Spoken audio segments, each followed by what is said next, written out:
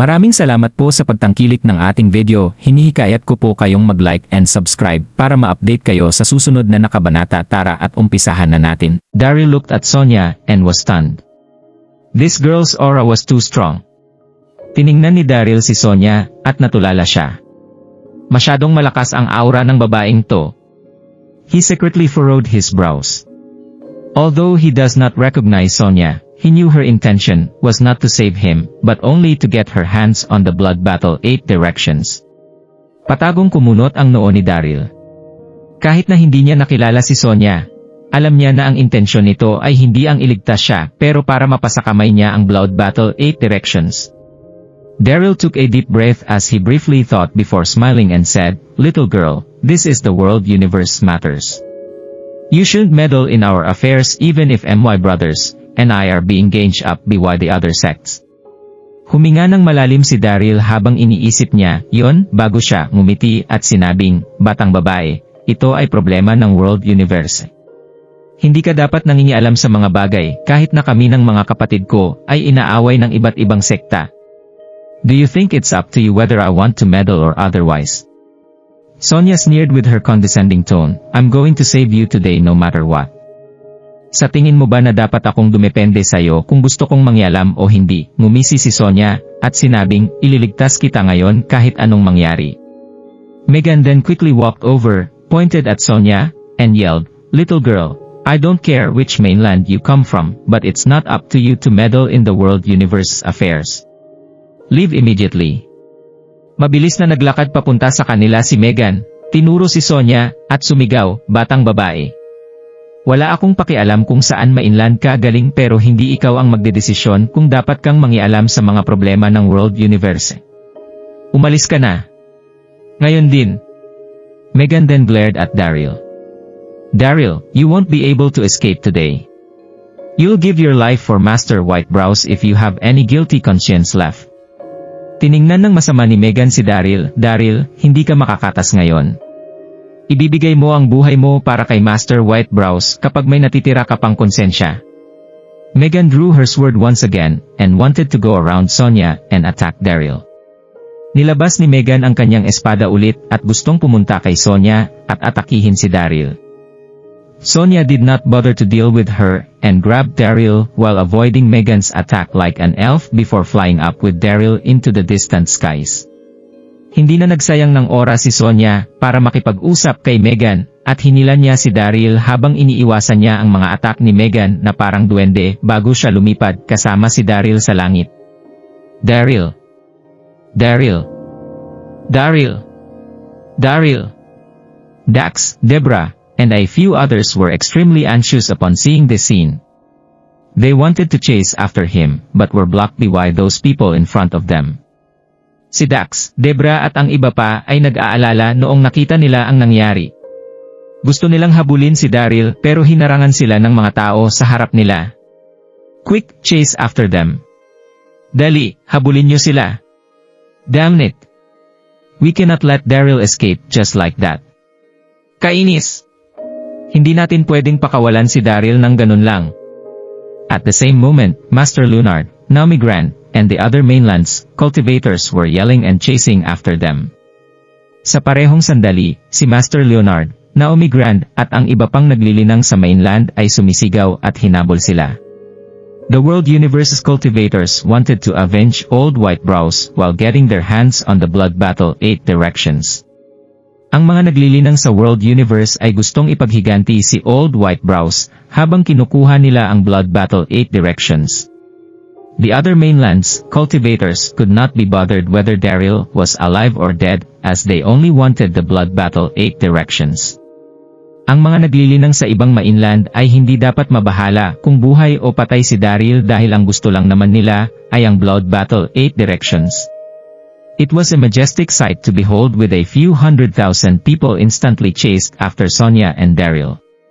Isang kamahalan na makita ang 100,000 tao na hinahabol si Sonia at si Daryl. Daryl could not help but gasp in mid-air upon seeing those people chasing after them. Hindi napigilan ni Daryl na maghabol ng hininga sa ere noong nakita niya ang mga tao na hinahabol sila. He felt Sonia's powers and was secretly shocked at the same time. Naramdaman niya ang kapangyarihan ni Sonia at patagong nagulat sa parehong oras. How can this girl's internal energy be so pure? Such a small person carrying me, yet her internal energy is giving no hints of her slowing down. It was perplexing. Paanong naging puro ang internal energy ng batang babaeng to? Isang maliit na babae ang bumubuhat sa akin, pero ang kanyang internal energy ay hindi bumabagal. Nakakamangha ito. Little girl. Batang babae. Daryl, shocked and could not help but ask, "Who are you and where are you taking me to?" Si Daryl, nagulat at hindi na napigilang magtanong, "Sino ka ba at saan mo ko dadalhin?" Sonia coldly replied, "Stop talking nonsense, and don't call me little girl." Malamig na sumagot si Sonia, "Tigilan mo ang mga walang kwenta mong sinasabi, at wag mo kong tawaging batang babae." Sonia had no patience to deal with Daryl's nonsense with so many people chasing after them. Wala nang pasensya si Sonia para makipag-usap at makinig sa mga walang kwentang sinasabi ni Daryl dahil marami ang sumusunod sa kanila. FCK, she has a temper. Daryl muttered in his heart and kept his mouth shut. Oh! Ang kapal niya, kinakausap ni Daryl ang sarili niya at hindi na nagsalita. Sonia took him and flew far away. Although this was her first time in the world universe, Sonia was extremely smart as she took Daryl specifically across complicated terrains and mountains before finally managing to lose those people chasing after them within 2 hours. Kinuha siya ni Sonia at lumipad sa malayo. Kahit na ito ang unang beses niya sa World Universe, matalino si Sonia dahil kinuha niya si Daryl sa kabila ng mahihirap na daan at bundok bago niya nagawang iwasan ang mga tao na naghahabol sa kanila sa loob ng 2 oras. However, Sonia did not stop and continued until they reached the New World. Pero, hindi tumigil si Sonia, at nagpatuloy siya hanggang sa makarating sila sa New World. Sonia brought Daryl to a manor with a beautiful view after another 4 hours of flight. Dinala ni Sonia si Daryl sa isang manor na may magandang tanawin pagkatapos ng 4 na oras na paglipad. It was called the Heaven Union Manor, Heaven Union Sect's main altar. Ito ay tinatawag na Heaven Union Manor, ang main altar ng Heaven Union Sect. The Heaven Union Manor was in an ancient garden located southeast of New World with a stunning mountainous view. Ang Heaven Union Manor ay isang lumang hardin na matatagpuan sa southeast ng New World na may magandang tanawin sa bundok. The Heaven Union Manor, which covered thousands of acres, had ancient-style buildings decorated with trees and pavilions.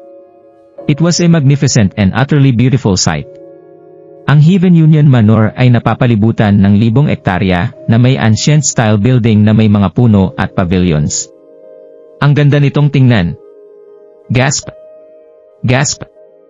Daryl could not help but gasp upon seeing the sight in front of him when they landed. Hindi napigilan ni Daryl na maghabol ng hininga noong nakita niya ang magandang tanawin sa harapan niya noong pagkababa nila. FCK! There's such a place in the New World. It's as though it came from a painting, extremely beautiful. Oh! Ang gandang lugar nito sa New World. Para itong painting sa sobrang ganda. As he muttered in his heart, Daryl saw a golden plaque hanging at the main entrance of the manor with the words, Heaven Union Sect, written flamboyantly on it. Habang kinakausap niya ang sarili niya, nakita ni Daryl ang isang ginto na plaka na nakasabit sa main entrance ng manor na may nakasulat na Heaven Union Sect. The Heaven Union Sect. Ang Heaven Union Sect. Daryl was suddenly baffled at that moment as he had previously heard of the Heaven Union Sect. Natulala si Daryl sa sandaling yon dahil narinig na niya noon ang Heaven Union Sect. This little girl is from the Heaven Union Sect. Aren't they a fallen sect and no longer active in the martial arts world? Yet she's so arrogant and dares to forcefully kidnap me right in front of the other 9 mainlands. How is she related to the Heaven Union Sect? Ang batang babae na ito ay galing sa Heaven Union Sect. Hindi ba pabagsak na ang kanilang sekta at hindi na aktibo sa martial arts world? Pero ang yabang niya at kinidnap niya pa ako sa harap ng iba pang 9 na mainland. Anong relasyon niya sa Heaven Union Sect? Daryl could not help but ask with that thought in mind, "Hey, what's your relationship with the Heaven Union Sect?" Hindi napigilan ni Daryl magtanong habang iniisip niya yon, "Hoy, Anong relasyon mo sa Heaven Union sect? He just finished saying when he felt a pain coming from his chest and saw black before almost passing out. Kakatapos niya lang magsalita noong may naramdaman siyang sakit mula sa dibdib niya at biglang walang nakita bago siya mahimatay. Despite Daryl forcefully defending himself using the pure energy scripture, when being surrounded by attacks previously, his heart vein was still injured. All the meridians in his entire body and his organs were also injured. Kahit napilit dinedepensahan ni Daryl ang kanyang sarili gamit ang pure energy scripture, noong pinaligiran siya ng mga atake kanina, ang vein ng puso niya ay nasaktan pa rin. Lahat ng meridian sa katawan niya at mga lamang loob ay nasaktan din. It could even be considered a miracle that he could hold on until that moment. Masasabi mong isang himala na kaya niya pa rin kumapit sa sandaling yon. Sonia did not reply with her cold young face as she brought Daryl into the manor. Hindi sumagot si Sonia at dinala na lang niya si Daryl sa manor. Master! Master! Master, welcome back! Master, maligayang pagbalik! Two female disciples guarding the entrance immediately greeted Sonia respectfully upon her entrance. Ang dalawang babaeng alagad na nagbabantay sa entrance ay mabilis na binati si Sonia noong pagpasok nito. FCK, did I misheard? This little girl is the Heaven Union sect master. FCK, ay 12 or 13-year-old sect master. Oh! Mali ba ang narinig ko? Ang batang babae na ito ay ang Heaven Union sect master. Shit, isang 12 o 13 na taong gulang ang sect master nila. Daryl instantly shuddered and was completely baffled as he looked speechlessly at Sonia in a daze. Nanginig bigla si Daryl at natulala habang tinitingnan niya si Sonia at walang masabi. Daryl was brought into a huge hall a few minutes later. Dinala niya si Daryl sa isang malaking hall pagkatapos ng ilang sandali. Sonia sat on the throne with dozens of elders and hundreds of elite disciples standing beside her. In addition, most of the disciples were pretty youthful girls. Umupo si Sonia sa trono niya na may isang dosenang matatanda at 100 elite disciples na nakatayo sa gilid niya.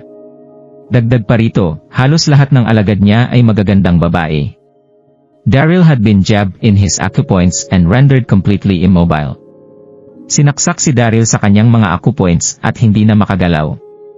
He only felt dazzled upon seeing so many beautiful female disciples, yet was bitter at heart. Nakaramdam lang siya ng tuwa habang nakikita ang magagandang mga alagad pero may pait pa rin sa puso niya. FCK! I can't believe the Heaven Union sect master had kidnapped me. This isn't good. Shit. Hindi ako makapaniwala na kinidnap ako ng Heaven Union sect master. Hindi ito maganda. Daryl, you're a smart guy. You should know why I've captured you here. Sonia quietly looked at Daryl with her emotionless young face. Daryl, matalino kang lalaki. Alam mo dapat kung bakit kita dinala rito. Tahimik na tiningnan ni Sonia si Daryl at walang emosyon ang kanyang mukha. Not only will I let you live, but I'll also help treat your injuries, as well if you just obediently write down the formula for the blood battle 8 directions.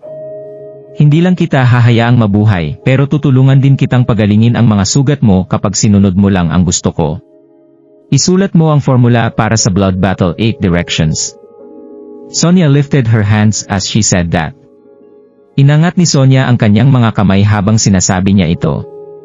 Two female disciples immediately walked out and laid pen, ink, and paper before Daryl.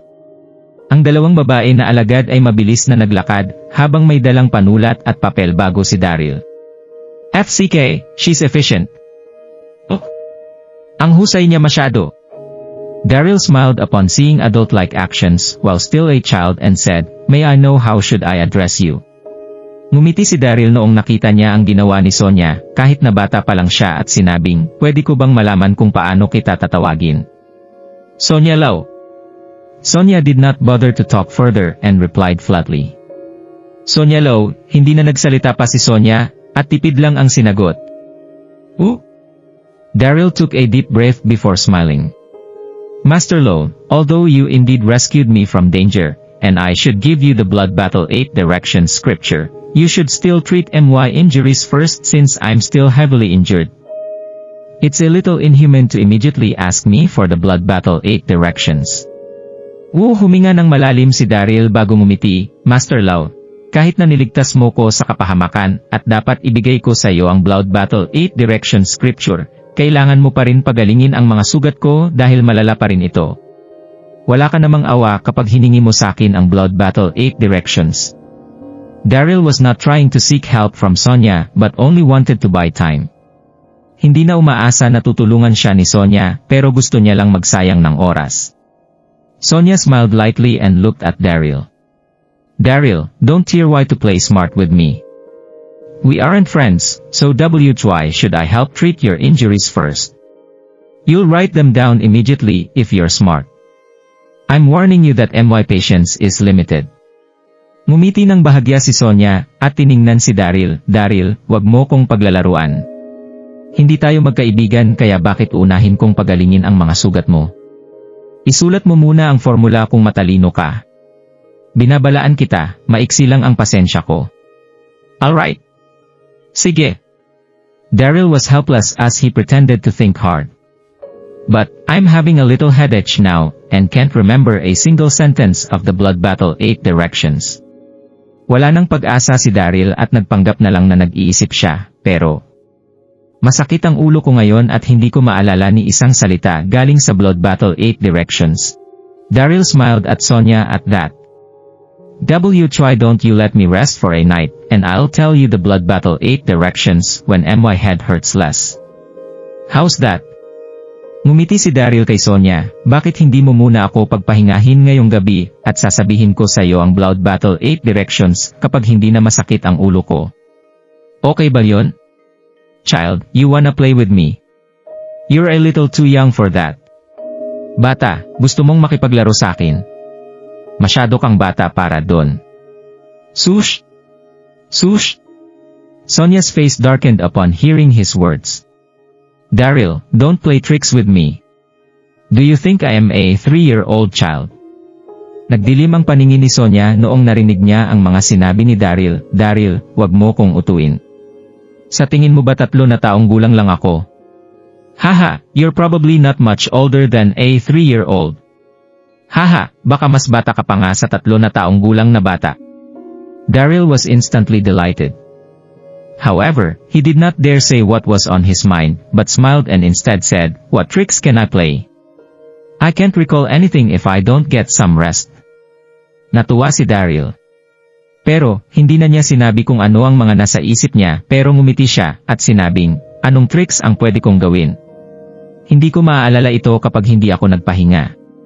Truth be told, Daryl also thought of handling her in the same way when he dealt with Quincy Long to write a fake formula for Sonia.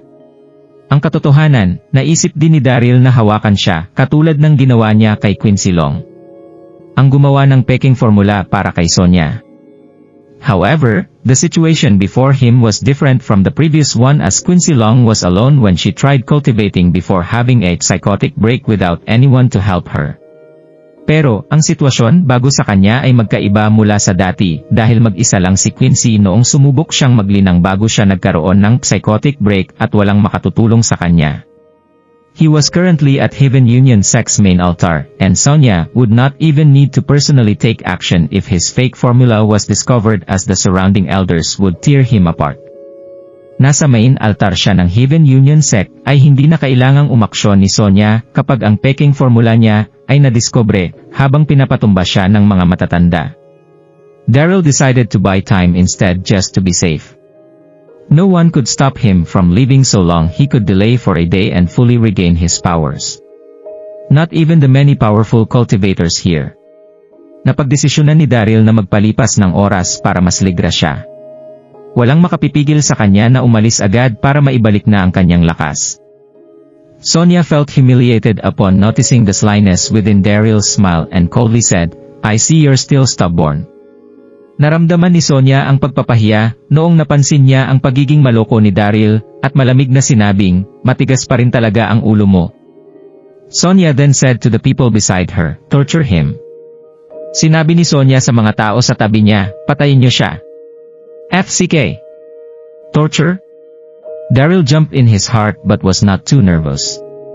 What could a young teenage girl do after all? Oh. Torture, napatalon si Daryl pero hindi siya kinakabahan. Paano ito nagagawa ng isang batang babae? Gasp. Gasp. However, the surrounding disciples could not help but gasp upon hearing her commands. Gayunpaman, ang mga nakapalibot na alagad ay hindi napigilang maghabol ng hininga noong narinig nila ang utos ni Sonya. They were looking at Daryl with pity at the same time. A few male disciples soon pushed a kiln over which had several burning red-hot branding irons. Naaawa ang tingin nila kay Daryl sa parehong oras. Ilang lalaki na alagad ang maya-maya tinulak ang isang tapahan na may mainit na kulay pulang bakal. FCK! How can she be so vicious? Oh!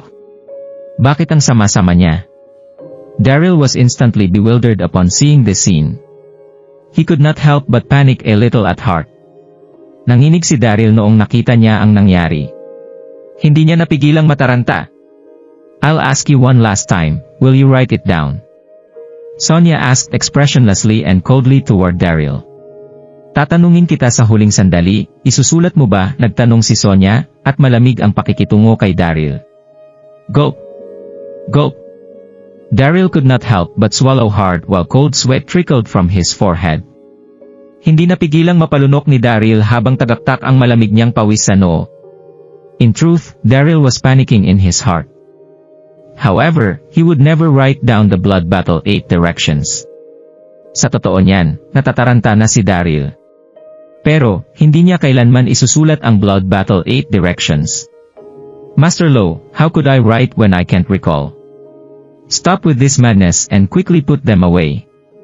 Perhaps I won't be even able to recall them tomorrow from being frightened. Daryl answered with a smile while concurrently trying to hide the anxiety in his heart.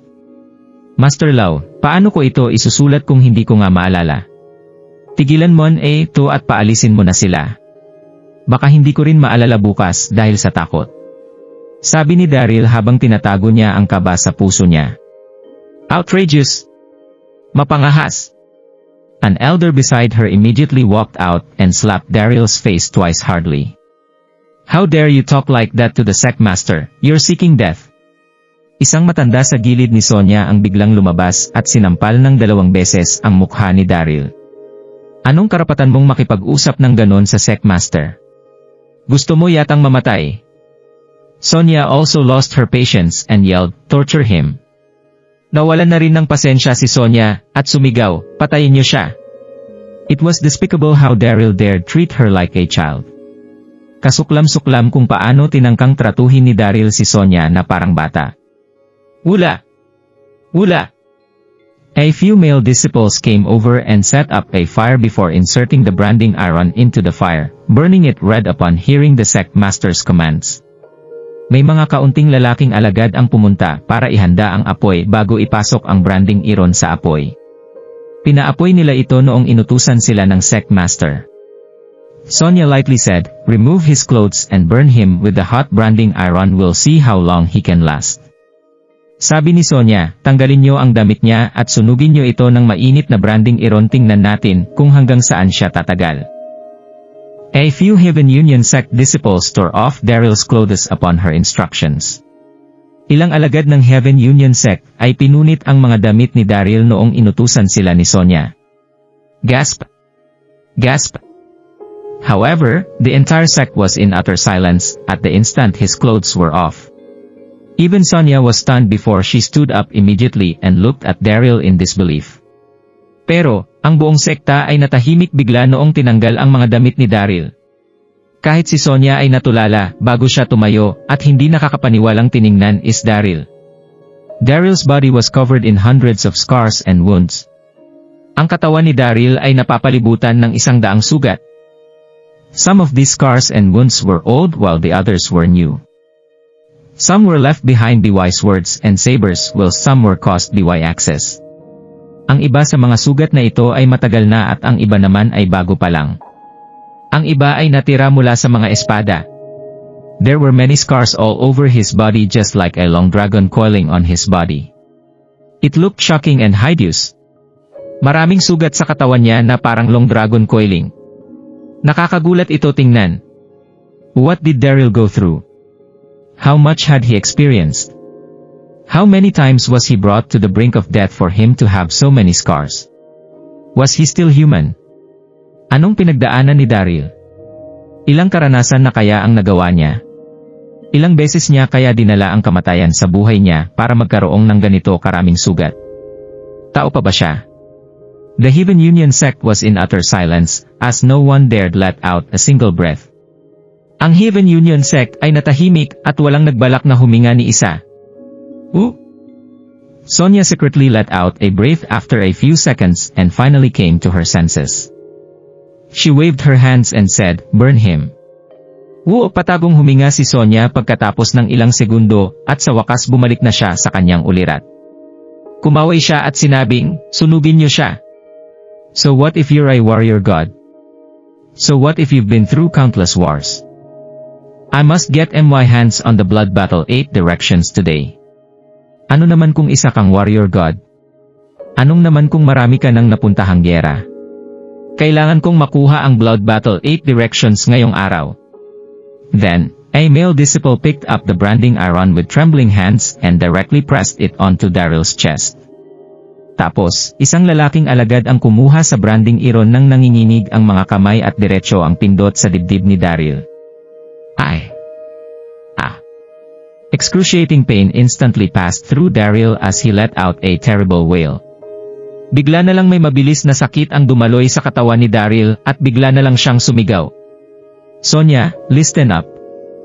I won't tell you the blood battle 8 directions even if I die. Daryl wailed with all his might as his skin was instantly burnt. Sonia, makinig ka. Hindi ko sasabihin sa'yo kung anong blood battle 8 directions, kahit mamatay ako, sumigaw si Daryl dahil sunog na ang balat niya. Daryl was still in the mood to joke with her moments ago because he thought of her as just a child who would not do much to him. However, Daryl was instantly aggravated at that moment upon experiencing such torture. Wala pa rin sa mood si Daryl na makipagbiruan sa kanya, pero naisip niya na bata lamang ito na wala namang kwenta. Pero, naasar si Daryl noong nararamdaman na niya ang sakit. Sonia did not get angry but smiled upon hearing his words. I initially thought you will hold it in and not yell out. Turns out you're just ordinary. Just hand over the formula if you want the torture to stop. Hindi nagalit si Sonia pero ngumiti siya noong narinig niya ang mga sinabi ni Daryl. Akala ko titiisin mo ito at hindi ka sisigaw, pero ordinaryong tao ka lang pala. Ibigay mo na kasi sakin ang formula kapag gusto mong tigilan ko ang pananakit sayo. Sonia then picked the cup of tea next to her and casually sipped it before continuing, Daryl, I'll let you go immediately as long as you write the blood battle 8 directions formula. Otherwise, more pain will be waiting for you, so don't be stubborn. Kinuha ni Sonia ang baso na may tsaa sa gilid niya at uminom bago siya nagpatuloy, Daryl, pakakawalan kita kapag sinulat mo na ang formula ng blood battle 8 directions. Kung hindi, mas masakit pa ang naghihintay sayo. Huwag kang matigas ulo. Haha, I dare you to kill me directly, Daryl gritted his teeth and kept gasping for air. He forced a smile while looking coldly at Sonia. You want the blood battle 8 directions? Sure. I'll write it down if you kneel in front of me, Koto 3 times, and call me daddy. Haha! Patayin mo na lang ako agad, kinagat ni Daryl ang kanyang mga ngipin at patuloy na naghahabol ng hininga. Pilit siyang ngumiti habang malamig ang tingin niya kay Sonia.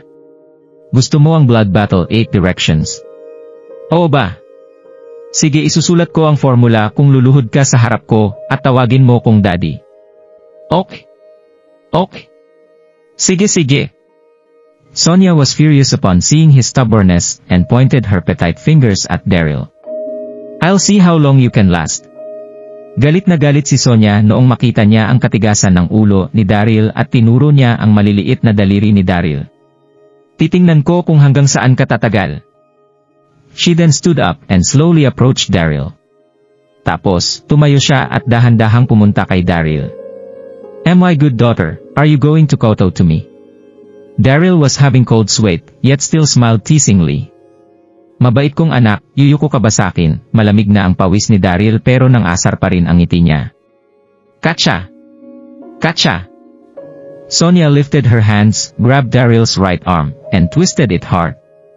A crisp sound could be heard as Daryl's entire arm instantly broke.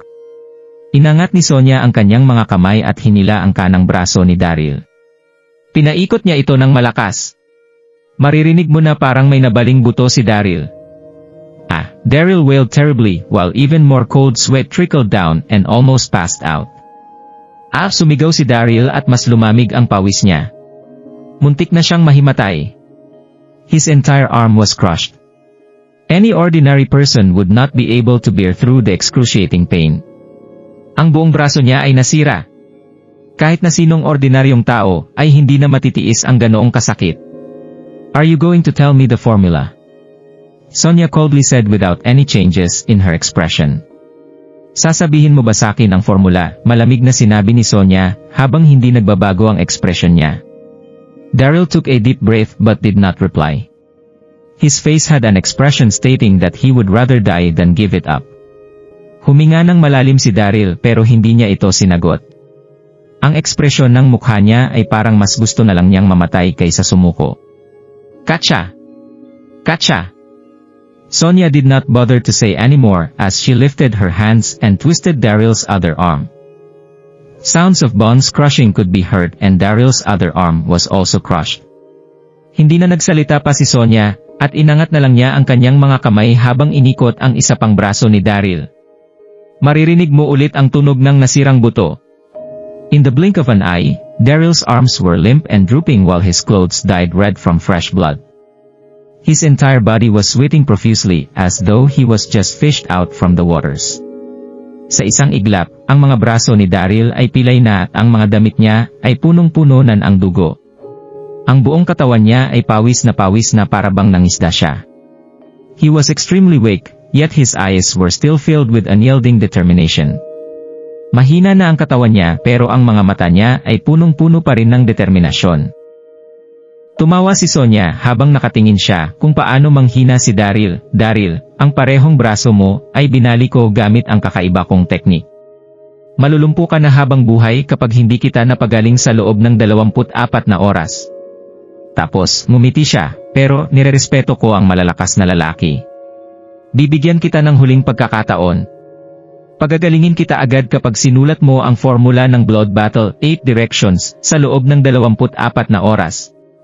Daryl did not reply, but only smiled lightly. Hindi sumagot si Daryl pero ngumiti lang ng bahagya. Hindi naman magiging Daryl Darby ang pangalan ko kung mga ganitong tricks ang magpapahina sa akin. Sonia did not bother to deal with him further before looking toward her surrounding disciples and said. Hindi na siya nakipag-usap pa kay Daryl bago siya tumingin sa mga alagad sa paligid niya at sinabing, ikulong niyo siya at bantayan. Sabihan niyo ako agad kapag gusto na niyang magsalita. Opo, Master. Ang mga alagad ay sumagot at hinila si Daryl palabas ng main hall bago siya ikulong sa kulungan. Tumayo si Sonia roon at tiningnan si Daryl habang hinihila. Hindi niya inaasahan na magiging determinado si Daryl at hindi siya nanghina matapos niyang baliin ang pareho niyang braso. Nasaktan man si Daryl hanggang kamatayan at hindi niya pa rin makuha ang Blood Battle 8 Directions kapag nagpatuloy pa rin ito. Mas lalo lang siyang nairita noong inisip niya yon. Ang mga matanda at alagad sa paligid niya ay hindi na nagtangkang magsalita o huminga noong nakita nila ang madilim na ekspresyon ng Sect Master. Kahit na bata pa si Sonia, masama siya katulad ng mga tao na nagdusa noon na hindi nagtangkang magsalita para maasar siya sa sandaling yon. Master. Isang alagad ang mabilis na pumasok sa sandaling yon at magalang na sinabi, may mga panauhin pong naghihintay sa inyo. Nairita si Sonia at kinaway ang kanyang kamay nang hindi ito pinag-iisipan, hindi ko sila kikitain ngayon. Pabalikin mo sila kung saan sila galing. Hindi ako tumatanggap ng bisita mula ngayon. Paano siya nagkaroon ng mood na tumanggap ng bisita kung hindi niya makuha ang Blood Battle 8 Directions? Ang alagad ay tumalon habang naramdaman niya ang pagkairita ni Sonia bago siya sumagot, pero si Heroine Main po ito. Ang mukha ni Sonia ay biglang natuwa noong narinig niya ang mga salitang yon at sinabing, sige. Dalian mo. Papasukin mo siya. Sabi ni Sonia sa mga tao sa hall, pwede na kayong umalis lahat. Ang mga matanda at alagad ay mabilis na sumagot at umalis matapos marinig ang sinabi ni Sonia, "Opo, Master." Ang dalawang figura ay mabagal na pumasok sa parehong oras. Siguradong matutulala si Daryl kapag nandito siya at makita ang dalawang babae. Ang rason ay dahil isa sa kanila ay si Queenie Garfield, ang pinsan ni Lily na halos 10 taon nang nawawala. Ang isa pang babae ay ang master ni Queenie, ang honorable pianist na si Celine Main. Wala nang sekta si Celine pero nakilala niya ang isang malakas na naglilinang na nilipat sa kanya ang maraming ultimate cultivation methods noong bata pa siya. Nabiyayaan si Celine at naging sikat siya bago siya maging 20 na taong gulang. Ang mundo ng paglilinang ay pinangalanan siyang honorable pianist. Gustong-gusto ni Celine na maglakbay sa daigdig noong nakita niya si Queenie sa Donghai City 10 taon ang nakaraan na naghahanap ng kamatayan. Kinuha ni Celine si Queenie bilang alagad niya matapos niya itong iligtas. Pareho silang naglakbay sa Nain Mainlands sa loob ng 10 taon. Naging malakas na naglilinang si Queenie sa sandaling yon, hindi nababanggitin na naging mature siya sa mga nagdaang taon na yon. Nakasuot si Celine ng isang mahabang kulay lila na bestida na pinapakita ang kanyang sexy na katawan noong araw na yon. Sobrang ganda niya para siyang diyosa. Sa kabilang dulo, si Queenie naman ay maganda at mukhang bata ang itsura na nakasuot ng kulay puti na bestida. Ate Celine, mabilis na pumunta si Sonia sa kanya at tinanggap sila sa sandaling yon. Ngumiti siya bago sabihin, "1 taon na kitang hindi nakikita. Namiss kita." Walang matapang na aura si Sonia noong sinabi niya ito at bumalik sa pagiging bata ang aura na bagay sa kanyang edad. Hindi talaga magkakilala si Sonia at Celine pero 3 taon ang nakalipas noong naging Heaven Union Sect Master siya at hindi inaasahang makikita niya si Celine. Hindi sila nagkasundo noong una pero naging malapit naman sila sa isa't isa noong huli. Binigyan ni Celine si Sonia ng maraming payo kung paano niya patatakbuhin ang sekta na kinuha at binuo ang Heaven Union Sect. Masasabi mo na maraming naibahagi si Celine sa pagpapalago ng Heaven Union Sect. Kaya naman, hindi lang niya kaibigan si Celine kung hindi konfidente niya rin. Kayang ipakita ni Sonia ang totoo niyang sarili sa harapan ni Celine. Tumawa si Celine, "Dinala ko si Queenie sa New World para magkaroon pa ng karanasan, kaya naman dinalaw talaga kita." Pinuntahan ni Queenie si Sonia at magaling na sinabing, "Hello po, Master Lo." Kahit na teenager lang si Sonia, ginagalang siya ni Queenie dahil tinawag ni Sonia ang kanyang master ng ate, kaya naman junior siya ni Sonia. Hindi mo na kailangan maging mabait. Ngumiti si Sonia bago niya sabihin kay Celine at Queenie, "Halika rito at umupo ka." Tapos, inutusan niya ang kanyang mga alagad na maghanda ng tsaa. Inimbitahan ni Sonia si Celine at Queenie na umupo sa upuan. Napansin ni Celine na may dugo sa sahig sa sandaling yon at naguluhan, "Bakit may dugo sa sahig? May laban ba kanina?" Ang dugo na ito ay galing sa braso ni Daryl noong binali niya ito. Tiningnan niya Sonia ang dugo sa sahig at sumagot, "Wala yan. Dugo yan galing sa hinuli namin kanina na pinipilit naming may sabihin sa amin." Nagtanong si Celine noong narinig niya yon, "Sinong hinuli niyo?" Kinuha ni Sonia ang kanyang baso at uminom, "Ate Celine, malaya kang naglalakbay sa buong mundo nang hindi nangingialam sa away sa mundo ng mga naglilinang. Pero, narinig mo ba ang paglitaw ng Ancient Tomb sa World Universe nitong mga nakaraang araw?" Tumango si Celine, "Narinig namin ng mga tao na pinag-uusapan, yan itong mga nakaraang araw, pero anong kinalaman nito sa hinuli nyo?" Ngumiti si Sonia, "Ang Ancient Tomb na lumitaw sa World Universe ay ang Ancient Tomb ni Lubu na may kayamanan na Blood Battle 8 Direction Scripture. Ang scripture ay nakuha ng Elysium Gate Sect Master na si Daryl Darbay. Napalibutan siya at inaway ng ibang sekta sa World Universe sa sandaling lumabas siya sa Ancient Tomb na pinagbibintangan na pinatay niya raw ang Mount Hua Sect Master. Ang sitwasyon ay magulo noong oras na yon at nakahanap ako ng oportunidad para kidnapin siya at dalhin dito." Pinigilan ni Sonia ang kanyang galit, matigas ang ulo ni Daryl, hindi niya pa rin sinasabi sakin matapos kong baliin ang 2 braso niya, kaya naman kinulong ko na lang siya. Okay, tumango si Celine na may kalmadong ekspresyon noong narinig niya ito. Gustong-gusto niyang maglakbay sa mundo at hindi niya pinapansin ang mundo ng paglilinang, pero hindi niya kilala si Daryl at ang Elysium Gate kaya naman hindi siya masyadong nagkaroon ng reaksyon noong narinig niya ito. Pero, si Queenie na nasa tabi niya noong narinig ang mga sinabi ni Sonia, at patagong nagulat. Daryl Darby. Ang tinutukoy kaya ni Master Lowe ay ang asawa ng pinsan ko. Hindi ba? Live-in son-in-law lang siya. Paano siya naging Elysium Gate Sect Master? Baka kapareho lang ng pangalan. Matagal nang sinusundan ni Queenie si Celine sa paligid ng Nine Mainland sa loob ng 10 taon at nagsikap siyang mag-ensayo ng paglilinang. Hindi niya masyadong pinapansin ang mga problema sa mundo ng paglilinang dahil sa impluwensya ng kanyang master. Bigla na lang hindi mapakali si Queenie noong narinig niya ang pangalan ni Daryl. Hindi niya maitago ang pagiging curious niya kahit na naramdaman niyang ang binanggit na Daryl ni Sonia ay ang asawa ng pinsan niya. Bakit kaya hindi ako maghanap ng pagkakataon na pumunta sa kulungan mamayang gabi? Sa kulungan ng Heaven Union Sect ng hating gabi.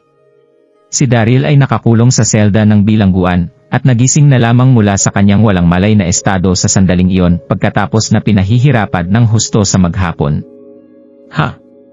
Nakaramdam ng kirot at sakit si Daryl na nagmula sa buong katawan sa pagdilat niya ng kanyang mga mata.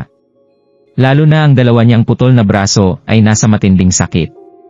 Agad na tumulo ang malamig na pawis mula kay Daryl. FCK. Ang Sonia Lowe na ito ay isang batang babae pa lamang ngunit ang kanyang mga pamamaraan ay napakasama.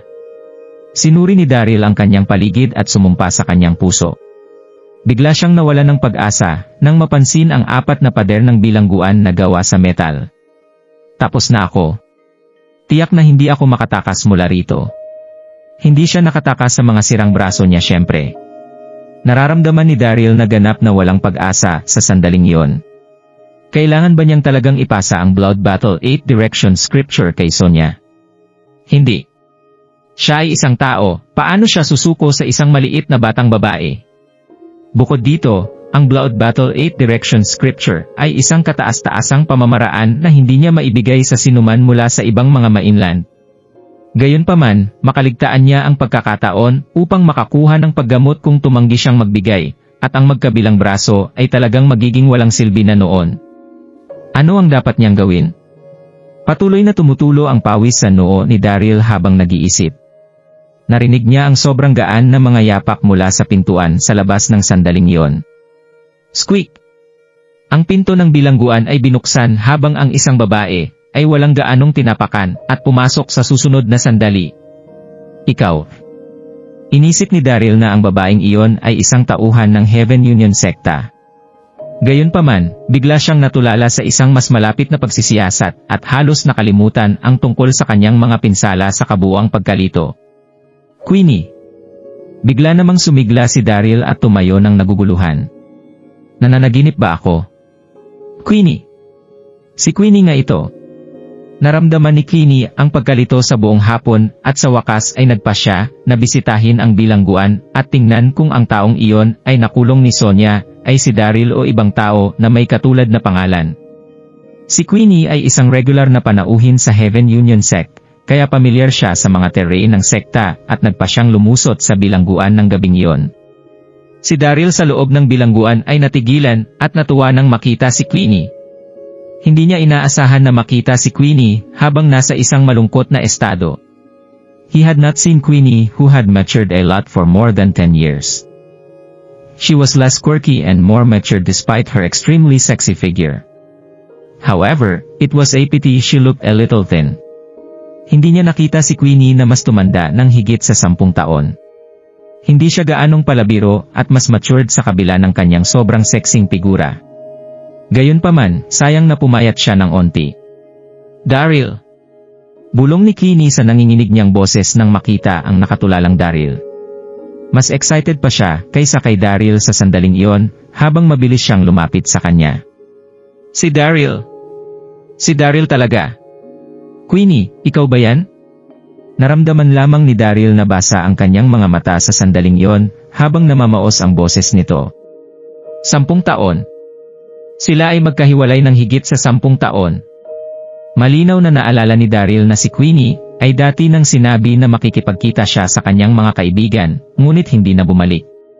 Ang susunod na pagkikita nila ay talagang 10 taon na ang lumipas. Wah! Hindi napigilan ni Queenie ang kanyang sarili sa sandaling iyon nang marinig ang tinig ni Daryl at inilibing ang sarili sa mga bisig ni Daryl habang humihikbi. Daryl, ako ito. Alam mo bang namimiss ko kayo ni Lily sa lahat ng mga taon na lumipas? Nauna nang naisip ni Queenie na malaki ang nagbago sa kanya pagkatapos gumala sa mundo ng higit sa 10 taon kasama ang kanyang master. Gayunpaman, hindi pa rin niya mapigilan ang sarili at humikbi nang makita si Daryl. Huwag kang umiyak, huwag kang umiyak. Lumaki ka at isang magandang dalaga na ngayon. Hindi ka magiging magandang kung patuloy kang umiiyak. Ang awkward sa pakiramdam ni Daryl habang nakayakap kay Queenie. Hindi na niya siya nakikita ng maraming taon at ang kanyang figura ay umigi lamang. Gaanong hinaplos nito ang buhok at marahan itong inalo habang niyakap siya ni Queenie. Si Daryl ay puno ng mga pinsala sa sandaling iyon at hindi mapigilang mapusok sa sakit habang aksidenteng nahawakan nito ang kanyang mga pinsala habang yakap siya. Daryl! Natauhan si Queenie at mabilis siyang binitawan bago tumingin sa malulas na mga braso ni Daryl. Ang kanyang magandang mukha ay nagpakita ng isang ekspresyon ng sakit ng puso. Daryl, ayos ka lang ba? Masakit ba? Agad niyang sinuri ang katawan ni Daryl para sa iba pang mga pinsala habang sinasabi iyon. Hindi na niya napigilan ang luha niya nang mapansin ang mga nasunog na marka sa dibdib niya. Okay lang ako, hindi pa ako patay. Pinilit ni Daryl na ngumiti sa sobrang namumutlang mukha. Si Queenie ay labis na nasaktan ang puso nang makita siya sa kondisyong ito. Tumulong siya sa pagpahid ng malamig na pawis sa noo niya at hindi mapigilang sabihin, ilalabas kita ngayon.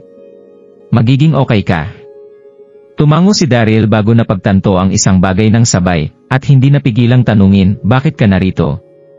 Ito ang kulungan ng Heaven Union Sect na kasalukuyang binabantayan ng husto. Si Queenie ay isang mahinang babae. Paano siya nakapasok dito? Magaan ang hininga ni Queenie at sumagot, ang Heaven Union Sect Master ay mabuting kaibigan ng aking master.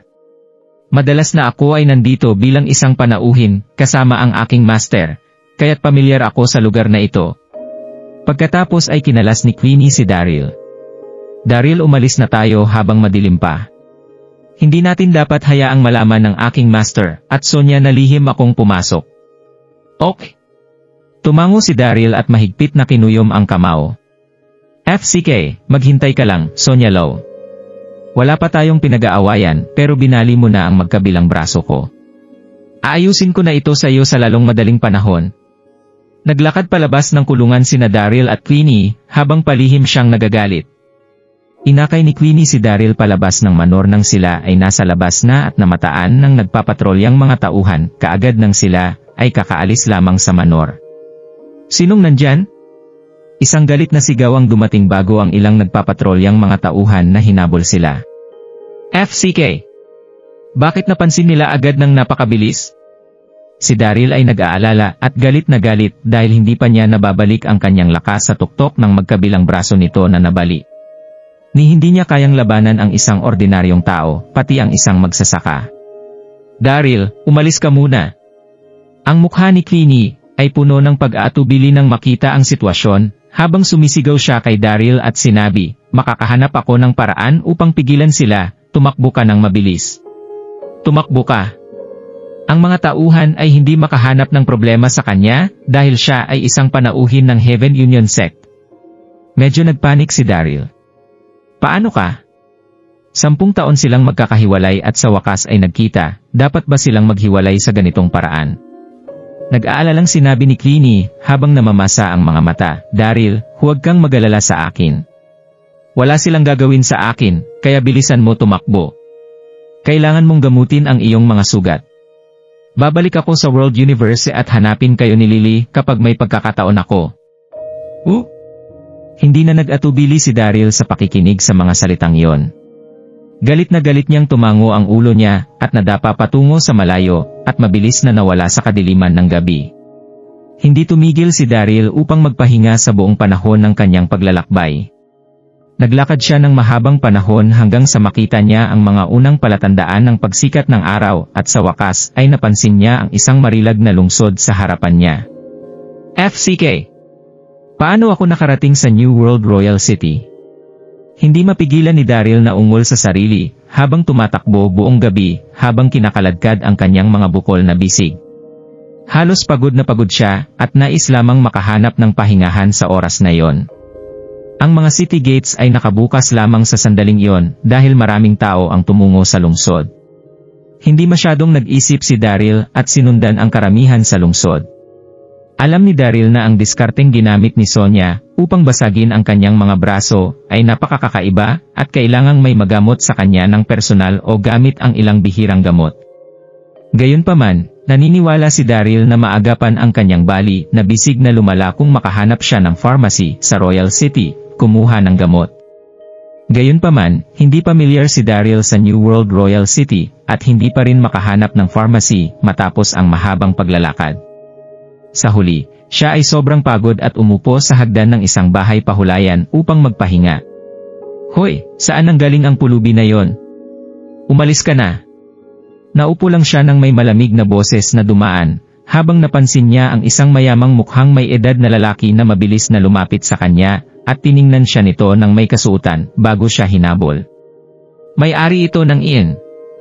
Ang taong nasa unahan niya ay may 2 putol na braso. Hindi lamang siya marumi, ngunit may kapansanan din, mas masahol pa siya sa isang pulubi. Ang isang taong nakaupo sa harap ng kanyang pasukan ay mapanganib sa kanyang negosyo at kayang takutin ang kanyang mga customer. Mapait na ngumiti si Daryl at sumagot, "Boss, nagpapahinga lang ako. Sigurado akong hindi mo ako kailangan habulin." Ang puso ni Daryl ay napuno ng kapaitan habang sinabi niya iyon. "FCK. Ako ang Elysium Gate Secmaster. Paano ako naging mas malalagayan ng isang pulubi?" Nawala ng pasensya ang may-ari ng inn na sinunggaban si Daryl. "Pahinga? Sa palagay mo ba ito ang iyong bahay? Umalis ka, bastard. Alam mo ba kung anong lugar ito?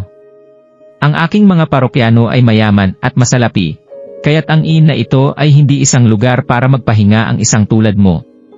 Maraming tumitingin sa nagpapatuloy na kaguluhan sa oras na ito. FCK. Isang klasikong paghuhusga sa isang libro sa pamamagitan ng takip nito. Bahagyang tumawa si Daryl at medyo inis sa sandaling iyon. Tumingin siya sa may-ari, at hindi mapigilang sinabi, "Inilarawan mo ang iyong sirang panunuluyan na parang ito ang palasyo. Hayaan mong sabihin ko sa iyo, na kahit na inimbitahan mo ako sa iyong inn, hindi ko rin nais na pumunta." Hindi nagkamali si Daryl. Siya ang Elysium Gate Secmaster, na nagpapatakbo ng isang entertainment company sa World Universe na nagkakahalaga ng bilyon-bilyon. Ni hindi nakatingin ang mga mata niya sa mga modern luxurious hotel, pabayaan ang gayong isang inn sa harap niya. Sush! Ang karamihan ng tao ay biglang nag-ingay sa pagkakataong iyon na maraming tumawa sa tawa. "Haha, kakaiba ang pulubi na ito." Nagyabang talaga siya ng walang pag-iisip. Ito ang pinakamalaking hotel sa Royal City, ngunit sinabi niya na mababa ang tingin niya dito. Baliw na siguro siya. Galit na tumawa ang may-ari ng inn at huminahon na tumingin kay Daryl. "Nako, isang pulubi lamang ang naglakas loob na kumilos sa akin ng ganito. Bibilang ako hanggang 3. Huwag mo akong sisihin sa pagiging malupit ko kung hindi ka alis noon." Nakalungkot para sa kanya na nagbukas lamang ng kanyang negosyo at nakasalamuha ang isang hangal na pulubi. Tamad na naupo roon si Daryl at hindi maganda sinabi, "Mabuti na lang, hindi mo na kailangang sumigaw. Likas na aalis ako kapag natapos na akong magpahinga." Si Daryl ay tuluyang napapagod sa sandaling iyon at halos hindi makalakad na may gayong matinding pinsala. Siya ay nagbabalak na tumahimik lamang sa paligid doon nang hindi gumagalaw. "Pagod ka na siguro mabuhay." Ang may-ari ay buong buhay na tinuturo si Daryl bago sumigaw, "Bubugin niyo nga at ipakain sa mga askal." Wala! Ang kanyang mga kalalakihan na naghihintay na sa tabi niya ay agad na pinalibutan si Daryl. Ang karamihan ng tao na nanonood ay labis na nasasabik sa sandaling iyon. Paano na ang isang pulubi ay naglakas loob na makipag-usap sa may-ari ng inn? Naghahanap siya ng gulo. Walang naawa kay Daryl. Sa kabaligtaran, marami ang hindi makapaghintay na makita si Daryl na bugbugin. FCK. Napangisi si Daryl ng kanyang mga ngipin sa bahagyang pagkalumbay at galit nang makita ang ilang mga lalaking iyon mula sa inn na nakapalibot sa kanya. Ang ilang mga hangal na ito ay matatakot sa isang hitsura lamang mula sa kanya kung siya ay nasa kanyang nakaraang hindi nasugatan na estado. Gayunpaman, siya ay kasalukuyang mas masahol pa kaysa sa isang pulubi ngayon na ang parehong mga braso ay nasira at hindi pa ganap na mabawi ang kanyang lakas. Hais! Hindi ako makikipagtalo sa may-ari kung alam ko ang mas tama. Huminto kayo. Ang isang malulutong na tinig ay tumunog sa kanan ng magbubugbog na mga kalalakihan kay Daryl. Ang isang maliit na figura na may kaakit-akit na mga tampok ay lumitaw na nakasuot ng mga damit na panglalaki na kulay itim. Siya ay isang babaeng nakabihis bilang isang lalaki. Yvette Lane. Napanganga si Daryl at natigilan sa pagsasalita sa sandaling iyon. Marami siyang mga katanungan sa kanyang puso sa oras na iyon. Hindi ba dapat nasa palasyo si Yvette na isang prinsesa? Bakit siya nasa labas na nakasuot ng mga damit ng kalalakihan na walang mga gwardya na nag-escort sa kanya? Ang mga kalalakihan ng inn ay sabay na huminto sa kanilang mga lugar. Hindi nila namalayan na nagpapanggap na isang lalaki si Yvette, ngunit maramdaman lamang na ang kanyang aura ay hindi isang ordinaryong tao. Aking kaibigan. Lumapit ang may-ari sa kanya at sukatin si Yvette sa oras na iyon. Pulubi lang siya na hindi alam ang lugar niya. Hindi siya isang taong pinaglalaban. Sumang-ayon ang nakapaligid na karamihan sa mga salita ng may-ari. Tama, hindi niya alam ang kanyang lugar. Karapat-dapat siyang mabubugbog sa harapan ng inn. Ang karamihan ng tao ay patuloy na sumabog, subalit tumanggi si Yvette na makinig sa alinman sa kanila. Sa halip ay tumingin siya kay Daryl na nagpapakita ng isang ekspresyon ng nakakasakit ng puso. Naisip ni Yvette si Daryl araw-araw mula pa noong huling oras na naghiwalay sila sa Divine Farmer's Blessed Land. Pinagpantasyahan niya kung ano ang magiging hitsura nito nang makilala niya siya sa susunod. Naisip niya ang 1,000 paraan na magkikita sila, subalit hindi niya inaasahan sa susunod na makilala niya si Daryl ay magiging napakasakit sa puso. Napansin ni Yvette ang basang damit ni Daryl habang ang magkabila niyang braso ay nabali. May mga burn mark din sa kanya. Ito ay isang kakilakilabot na tanawin. Daryl. Mabilis na lumakad si Yvette at inayos ang manggas nito bago niya sinabi ng masakit, ano ang nangyari? Sino ang gumawa sa'yo nito? Nais niyang ilibing ang sarili sa mga bisig ni Daryl nang sabihin niya iyon, ngunit natatakot siyang hawakan siya nang makita ang kanyang mga pinsala. Natapos siyang magtimpi sa halip na yakapin siya. Gayunpaman, hindi niya mapigilan ang kanyang emosyon dahil ang kanyang mga mata ay naging sobrang basa. Ngumiti si Daryl at casual na sinabi, lahat ng salamat sa Heaven Union Sect Master. Mahabang kwento. Sasabihin ko sa iyo mamaya. Sa sandaling yon, nais ni Daryl na yakapin ng mahigpit si Yvette. Gayunpaman, ang magkabilang braso niya ay nabali. Hindi niya siya kayang yakapin kahit gusto niyang gawin yon. Hoy! Hindi masaya ang may-ari ng inn nang hindi siya pinansin ni Yvette. Malamig na sinabi niya, binabalaan kita, huwag makialam sa mga gawain ng ibang tao. Before he could finish his sentence, Yvette looked at him coldly and yelled angrily, leave. Bago niya matapos ang kanyang pangungusap, malamig na siyang tiningnan siya ni Yvette, at galit na sumigaw, umalis ka na. Ha? Nagkagulo ang mga tao. Baliw din ang taong to. Natigilan ang may-ari. Pagkatapos, agad siyang bumalik sa kanyang ulirat. Tinuro niya si Yvette at sumigaw, FCK. Bugbugin niyo rin siya. Siya ay hindi nirespeto ng ilang beses. Paano niya ito matatanggap? Ang may-ari at ang karamihan ay hindi napansin na si Yvette ay isang babae na nagkukubli bilang isang lalaki. Nagkatinginan ang mga kalalakihan ng inn at sumugod ulit ng isa pang beses. Nakakapanggalit. Sinagaw ni Yvette na may malamig na ekspresyon sa kanyang mukha. Pagkatapos siya ay agad na nangisda ng isang gintong medalya. Ha? Nang makita ng may-ari ang gintong medalya, kumilos siya na parabang tinamaan siya ng kidlat. Napabuntong hininga siya at agad na lumuhod sa sahig. Kalabog. Kasabay nito, ang mga kalalakihan sa inn ay namumula at lumuhod din sa isang hilera. Nakita nila ang pangalan ni Princess Yvette sa gintong medalya. Ang may-ari ay isang mamamayan ng Royal City, kaya't alam niya na ang Prinsesa Yvette ay paboritong anak ng emperor. Kung nasaktan niya siya, maaari siyang mamatay ng 100 beses, at hindi pa rin ito magiging sapat. Ano ang nangyayari? Bakit bigla silang lumuhod? Ang tao ay naguguluhan. Medyo malayo sila, kaya hindi nila makita ang mga salita sa gintong medalya, hindi nila alam kung ano ang nangyari. Sa sandaling iyon, malamig na tiningnan ni Yvette ang may-ari, at sinabi, "Alam mo ba ang parusa sa pananakot sa mga mahina sa ilalim ng pamamahala ng emperor?" Oo, alam ko. Princess Yvette, humihingi ako ng awa sa iyo. Pawis na pawis ang may-ari. Galit na galit siyang kumugkob, labis siyang kinakabahan sa kanyang puso. Hindi niya akalain na ang gwapong lalaki sa harapan niya ay ang prinsesa. Naguguluhan ang karamihan. Ang prinsesa. Nagkaroon ng ganap na katahimikan sa mga lansangan.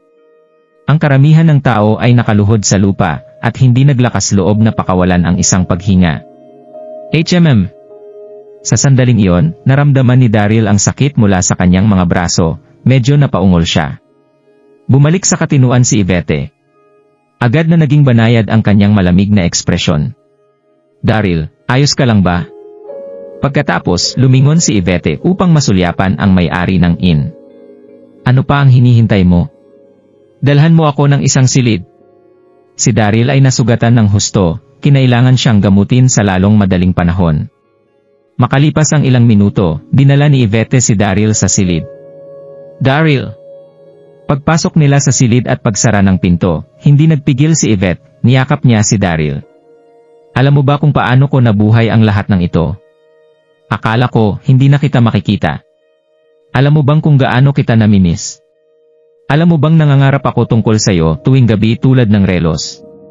Miss na kita. Bakit hindi tayo magkikita uli? Ngumiti si Daryl at inalo siya. Ikaw ang prinsesa. Mahal na mahal ka ng tatay mo, mapupuntahan mo saan mo man gusto. Nang sinabi niya iyon, si Daryl ay hinawakan si Yvette. Ang kanyang mukha ay puno ng lambing, ngunit ipinakita nito ang kanyang sakit din sa puso. Hindi niya siya nakikita ng halos isang buwan, at si Yvette ay tila nagmukha na parang medyo pagod. Ako, mukhang mapait ang mukha ni Yvette. Umiling siya. Nawala ang aking kalayaan. Alam mo bang nais ng aking ama na magsagawa ng paligsahan sa martial arts para sa akin? Kasalukuyan rin akong nasa ilalim ng pag-aresto sa bahay sa palasyo. Pagkatapos, dalawang guhit ng luha ang nahulog mula sa kanyang mukha. Mula pa nang bumalik si Yvette mula sa North Moana, halos nasa isang buwan na siyang naaresto sa bahay. Si Yvette ay palaging isang malaya na taong. Ang kanyang pag-aresto sa bahay para sa nakaraang buwan ay halos nabaliw siya. Nang umagang iyon, habang binago ng mga guwardya ang kanilang mga chef, nagbihis siya bilang isang lalaki at lumabas palabas ng palasyo. Hindi pa siya nakalabas sa Royal City nang makilala niya si Daryl sa mga lansangan. Ano? Isang paligsahan sa martial arts sa pag-aasawa. Naramdaman ni Daryl na naguluhan ang kanyang isip at blanko ang kanyang isipan nang marinig iyon. Kaya pala nagbihis siya bilang isang lalaki at iniwan ang palasyo ng mag-isa. Tumingin si Daryl kay Yvette. Hindi mo ba sinabi sa tatay mo na nagmamahalan tayo? Medyo awkward ang naramdaman ni Daryl nang sinabi niya iyon. Ito ay isang hangal na tanong. Nagdulot siya ng kaguluhan sa Royal City at halos pumatay sa New World Emperor. Paano siya sumang-ayon para sa kanyang anak na babae na makasama ang kaaway? Sino ang umiibig sa iyo? Namula si Yvette at ngumuso ng walang malay. Gayunpaman, nang sinabi niya yon, parang gusto niyang tumawa. Mahal niya talaga si Daryl. Kinagat ni Yvette ang labi. Alam ni Itay na gusto kita, ngunit ayaw niya akong makasama ka. Iyon ang dahilan kung bakit nais niyang ganapin ang martial arts marriage tournament.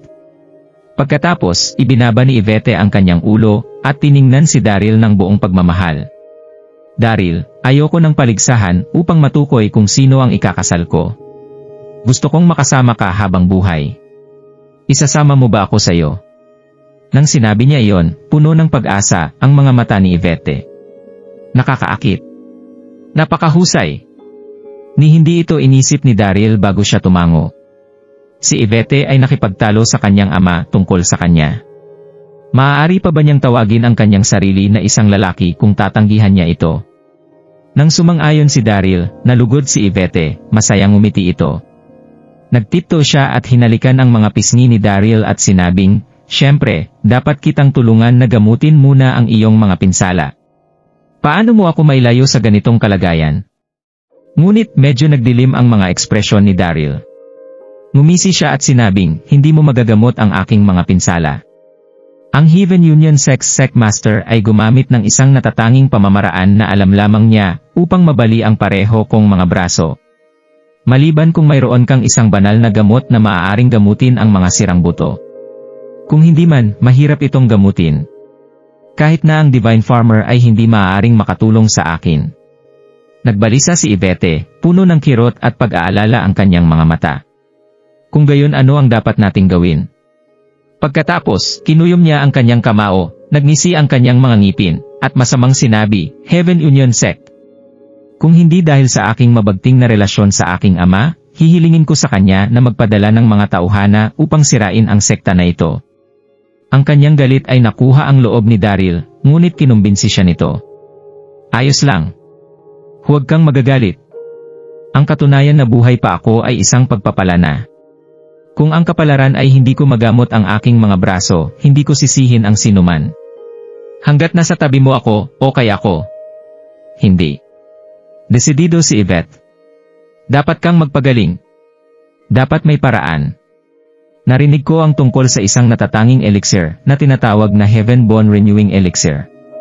Sigurado ako na makakatulong ako sa iyo." Natuwa si Yvette. Ang Heaven Bone Renewing Elixir ay isang natatanging elixir na pagmamay-ari ng pamilya ng hari ng New World. Naalala ni Yvette ang isang kaganapan mula noong siya ay bata pa. Isang batang pagkahari ay nahulog mula sa isang kabayo at nabali ang kanyang binti. Ginamit nila ang Heaven Bone Renewing Elixir upang gamutin ang kanyang pinsala at maaari siyang lumakad tulad ng normal sa susunod na araw. Ayon sa kanyang ama, ang Heaven Bone Renewing Elixir ay isang napakahalagang kayamanan. Sigurado siyang magagamit nila ito upang gamutin ang mga pinsala ni Daryl. "Hintayin mo ako dito," sinabi ni Yvette kay Daryl. "Babalik ako sandali sa palasyo, at babalik ako kaagad." Bago siya umalis, hindi nakalimutan ni Yvette na pisutin ang mga pisngi ni Daryl. Daryl sighed. Bumuntong hininga si Daryl. Napanganga siya nang maamoy niya ang halimuyak sa mukha nito. Nang bumalik siya sa kanyang pag-iisip, umalis na si Yvette sa silid. Sa sandaling yon, hindi alam ni Daryl kung iyak o tatawa. Siya ay natuwa, ngunit nag-aalala din siya. Nakalusot na siya palabas ng palasyo, ngunit bumalik ulit siya. Para bang pinatay niya ang kanyang sarili. Habang iniisip niya yon, ipinagdasal ni Daryl para kay Yvette. "Yvette, kailangan mong bumalik sa akin ng ligtas." Matagal siyang nagdasal. Inayos ni Daryl ang kanyang mga binti sa kama at sinubukang bawiin ang kanyang panloob na lakas. Kahit na nasira ang magkabilang braso niya at matindi ang kanyang pinsala, hindi ito nakaapekto sa kanyang pagtatangka na makuha muli ang kanyang panloob na enerhiya. "Lahat, maghintay dito. Huwag simpleng maglakad-lakad, kailangang suriin ka ng Royal Army." Maikling nilinang lamang ni Daryl nang marinig niya ang mga komosyon mula sa mga kalye. Tunog ng magkakasabay na mga hakbang sa pagmamartsa ang sumunod dito, ito ay nakakapagod. Kaagad, ang mga dating masikip na kalye ay biglang natahimik. "Ha?" Sumimangot si Daryl at tumingin sa bintana. Tapos, hingal na hingal siya. Ang mga lansangan ay puno ng mga sundalo.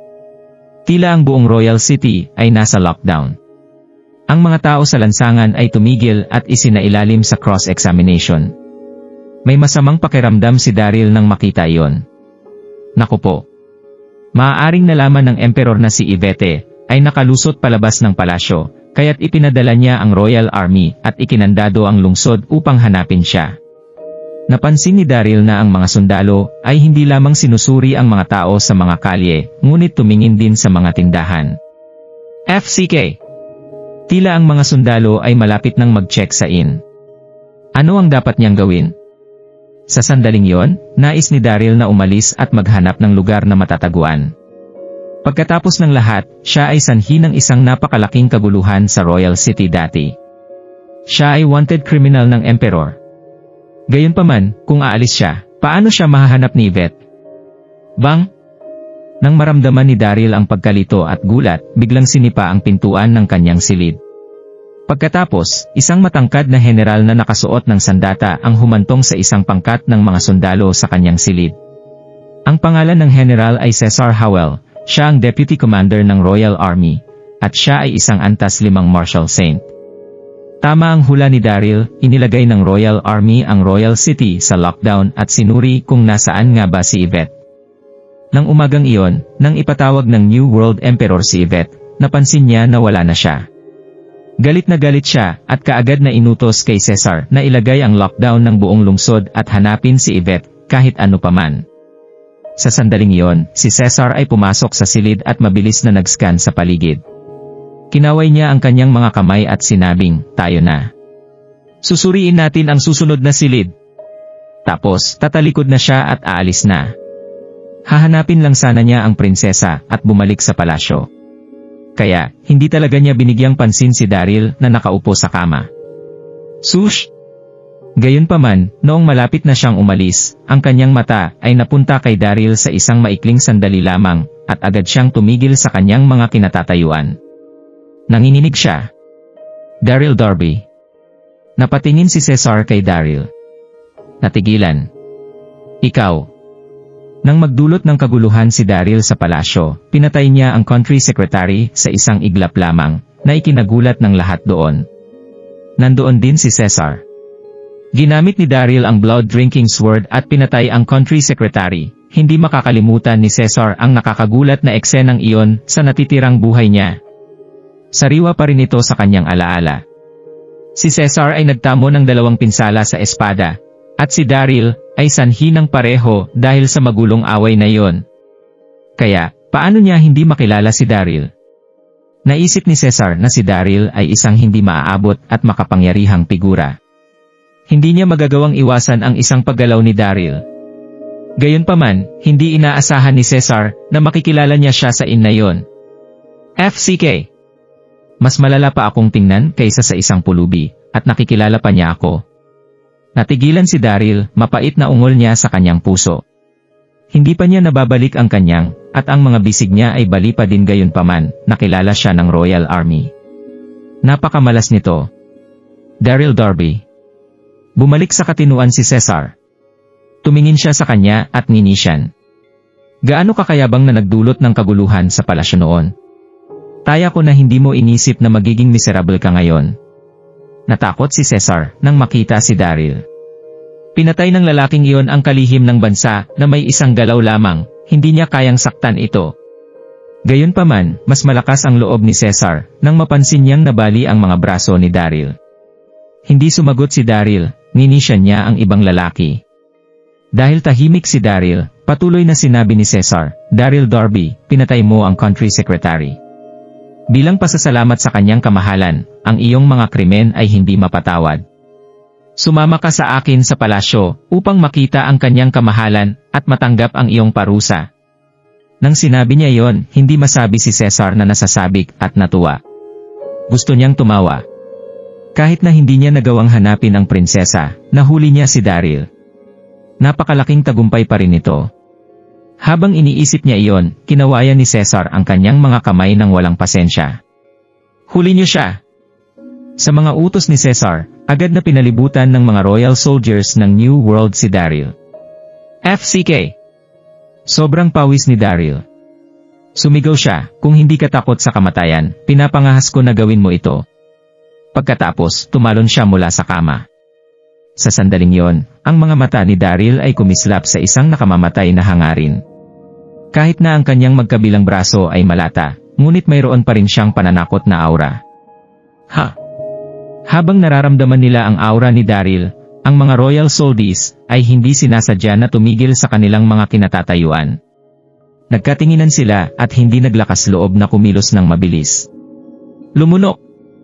Sa parehong oras, si Cesar ay lumunok din ng malakas, palihim siyang natigilan. Hindi nakakagulat na si Daryl ang isang hero ng kanyang henerasyon. Kahit na nabali ang kanyang mga braso, ang kanyang aura ay nakakatakot pa rin. Pagkatapos, nagsimulang huminahon si Cesar. Mahina siyang tumawa at sinabing, "Sino ang sinusubukan mong takutin? Sira ang mga braso mo. Sino ang mapapatay mo? Talaga? Biro ni Daryl habang nakatingin kay Cesar. Nagsimula siyang magpalabas ng kalokohan. Well, nagsasanay ako ng isang espesyal na pamamaraan sa paglilinang. Ang pamamaraang ito ay nagsasangkot sa akin ng unang pagbali ng parehong mga braso ko. Ngayon, halos matagumpay ako sa pamamahala ng pamamaraang ito. Kung nais mong subukan ang mga kapangyarihan nito, subukan niyo ako.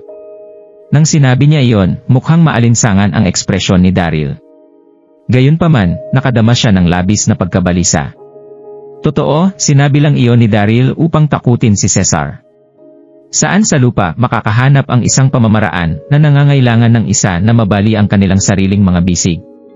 Isang espesyal na pamamaraan. Nang marinig niya iyon, natigilan si Cesar. Napatingin siya kay Daryl sa sobrang pagkataranta at walang imik. Mayroon bang ganoong pamamaraan? Hindi kaya nagsasalita si Daryl ng kalokohan. Gayunpaman, sa kapangyarihan ni Daryl, sino ang makakasakit sa kanya sa ganoong paraan? Halos nakumbinsi si Cesar, hindi siya naglakas loob na gumawa ng anumang bagay na mabilisan. Ang mga bantay sa likuran niya ay natakot din sa lalaking iyon, tumayo sila roon, at hindi naglakas loob na magpakawala ng kahit isang hininga. Isang grupo ng mga tanga. Natatakot sila sa isang kasinungalingang nilikha ko. Henyo ako. Natuwa si Daryl nang makita ang ekspresyon ni Cesar. Gayunpaman, labis siyang nasasabik, at pinalala nito ang mga pinsala sa kanyang katawan. Isang matinding sakit ang lumabas, at umubo si Daryl. Namutla kaagad ang kanyang mga mukha. Lagot! Mabibisto ako.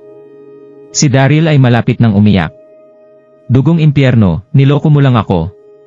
Nang makita niya ang mahinang ekspresyon ni Daryl, namulang nahihiya si Cesar, siya ay puno ng buhay. Hindi ka makakatakas ngayon. Buzz! Pagkatapos, sumabog ang panloob na enerhiya mula kay Cesar. Ginuhit niya ang kanyang saber, at inatake si Daryl. Siya ang Deputy Commander ng Royal Army. Paano siya nagawang lokohin ni Daryl? Nasaksihan pa yon ng mga tauhan niya, nakakahiya. Hey! Hey! Natigilan si Daryl. Mabilis siyang lumingon sa gilid upang maiwasan ang pag-atake, sumigaw siya at umiwas ito ng sabay. Nang makita niyang bumaba sa kanya ang saber, isang maliit na babae ang biglang tumakbo sa silid at sumigaw, Cesar, tigilan mo ito.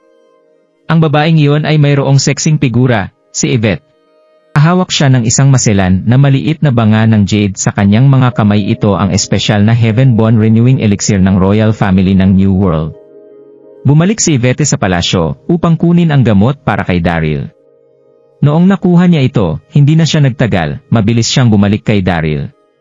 Nang siya ay nasa lansangan, nakita niya na ang Royal Army ay inilagay ang lungsod sa lockdown. Nandoon sila upang hanapin siya. Si Yvette ay labis na nababalisa, hindi siya tumigil upang magpahinga sa daan. Mabuti pang mahanap na lang siya, hindi niya hahayaang makuha nila si Daryl. Gayunpaman, siya ay pa rin ng isang hakbang masyadong mabagal. Prinsesa! Natigilan si Cesar at natuwa nang makita si Yvette. Agad siyang lumuhod at sinabi, Ako ang Deputy Commander ng Royal Army, si Cesar Howell, ay narito upang batiin ang iyong kataas-taasan. Ang mga sundalo sa likuran ni Cesar ay agad ding lumuhod kay Yvette. Natuwa si Cesar. Hindi lamang niya nagawang makuha ang Daryl, ngunit natagpuan din niya ang prinsesa. Maswerte ang araw na ito sa kanya. Kapag dinala niya sila pabalik sa palasyo upang makita ang emperor, tiyak na siya ay promoted. Cesar! Sigaw ni Yvette at malamig na sinabi, dalhin mo ang mga tauhan mo at umalis na kayo ngayon. Gayon din, buksan ang mga pintuan ng lungsod, aalis na ako kasama si Daryl. Hindi nag-aalinlangan at determinadong pagsasalita niya. Pagkatapos, lumakad si Yvette patungo kay Daryl, hindi niya maitago ang lambing ng kanyang tono. Dinala ko sa iyo ang Heaven-Born Renewing Elixir. Tutulungan kita dito, at pagkatapos ay aalis na tayo. Ha? Naguluhan si Cesar at ang Royal Army nang makita nila yon. Ano ang nangyari? Nais ng princess na ilagay ang gamot kay Daryl. Bakit siya banayad na kinausap nito? Silang dalawa. Nang makita niyang nakatayo si Cesar, na naguguluhan, sumimangot si Yvette, at walang pasensya na sinabi, Cesar, hindi mo ba narinig ang sinabi ko? Naglakas loob ka bang salungatin ako? Hindi ka ba natatakot na mapugutan kita ng ulo? Iyong kamahalan. Bumalik sa katinuan si Cesar. Ang kanyang noo ay may malamig na pawis habang siya ay mahinang sumagot, Princess, patawarin mo ako, ngunit hindi ko matupad ang iyong mga hinihiling. Nang sinabi niya iyon, naramdaman ni Cesar na labis na sumasalungat ito sa kanyang puso. Hindi siya isang hangal, nakikita niya na may malapit na relasyon sila ni Daryl. Gayunpaman, ang tao ay isang wanted kriminal, at si Cesar ay may mga responsibilidad. Paano niya hahayaang umalis ang prinsesa sa kanya? Sush! Tumaas ang galit sa mukha ni Yvette. Malamig na sinabi niya, Cesar, ibig mong bang sabihin na ibabalik mo kami ni Daryl sa palasyo? Huminga ng malalim si Cesar at tumango. Iyong kamahalan, pinatay ni Daryl ang kalihim ng bansa, at ang kanyang kamahalan ay personal na nagbigay ng kabutihan sa kanya. Kung papakawalan ko siya, hindi ko magagampanan ang aking mga responsibilidad. Huminto siya sandali, pagkatapos ay nagpatuloy na sabihin, gayon din, ang kanyang kamahalan ay nagbigay ng isang utos para ikaw ay hanapin. Kaya, kailangan kong ibalik kayong dalawa. Prinsesa, ikaw ang nag-iisa niyang anak na babae. Kung nakagawa ka ng anumang pagkakamali, patatawarin ka ng kanyang kamahalan. Ngunit wala akong katulad na pribilehyo. Kung malalaman ng kamahalan na pinakawalan ko kayong dalawa, isusumpa niya ang aking buong pamilya at ako. Kaya, mangyaring, iyong kamahalan, huwag niyo na po akong pahirapan. Hindi nag-abala si Yvette na makipag-usap pa sa kanya. Cesar, lumalakas ang loob mo. Kahit na hindi ako bumalik kasama ka ngayon, hindi mo pa rin ako mahuhuli. Sasabihin ko ulit ito. Umalis ka na. Gayon din, buksan ang mga pintuang bayan. Kung hindi man, huwag mo akong sisihin sa pagpatay sa iyo. Si Cesar ay isang level 5 lamang na martial saint. Madali para kay Yvette na patayin siya. Ha? Pawis na pawis si Cesar, subalit nanatili siyang nakatayo, mukhang desidido ang mukha niya. Sa sandaling iyon, si Cesar ay nasa matinding gulat. Alam niya kung anong mangyayari kung lalo niyang gagalitin si Yvette. Higit sa lahat, doon siya mamamatay. Gayunpaman, kung papayagan niya ito, at malaman ito ng emperor, ito ay magiging isang malaking krimen, dahil magsisinungaling siya sa emperor, ang kanyang buong pamilya ay maaring papatayin. Galit na galit si Yvette, nang mapagtanto niyang hindi kikilo si Cesar, malamig ang mga mata niya. Hindi ka takot sa kamatayan. Kung kaya niya, gusto talaga ni Yvette na patayin si Cesar. Gayunpaman, hindi niya magawa iyon dahil sa kanyang katapatan sa royal family ng New World. Prinsesa, kung kailangan mong umalis kasama si Daryl, aalisin mo ang aking patay na katawan. Pinigilan ni Cesar ang takot sa kanyang puso at sinabi ng marubdob, ang kanyang kamahalan ay naglabas ng isang atas na dapat kong hanapin at ibalik ka sa palasyo. Hindi ako naglalakas loob na labanan ang kanyang utos. Prinsesa, patawarin mo ako. Ikaw, mangyak-ngiyak na sinabi ni Yvette sa sobrang pagkabahala. Pasimple namang huminga ng malalim si Cesar.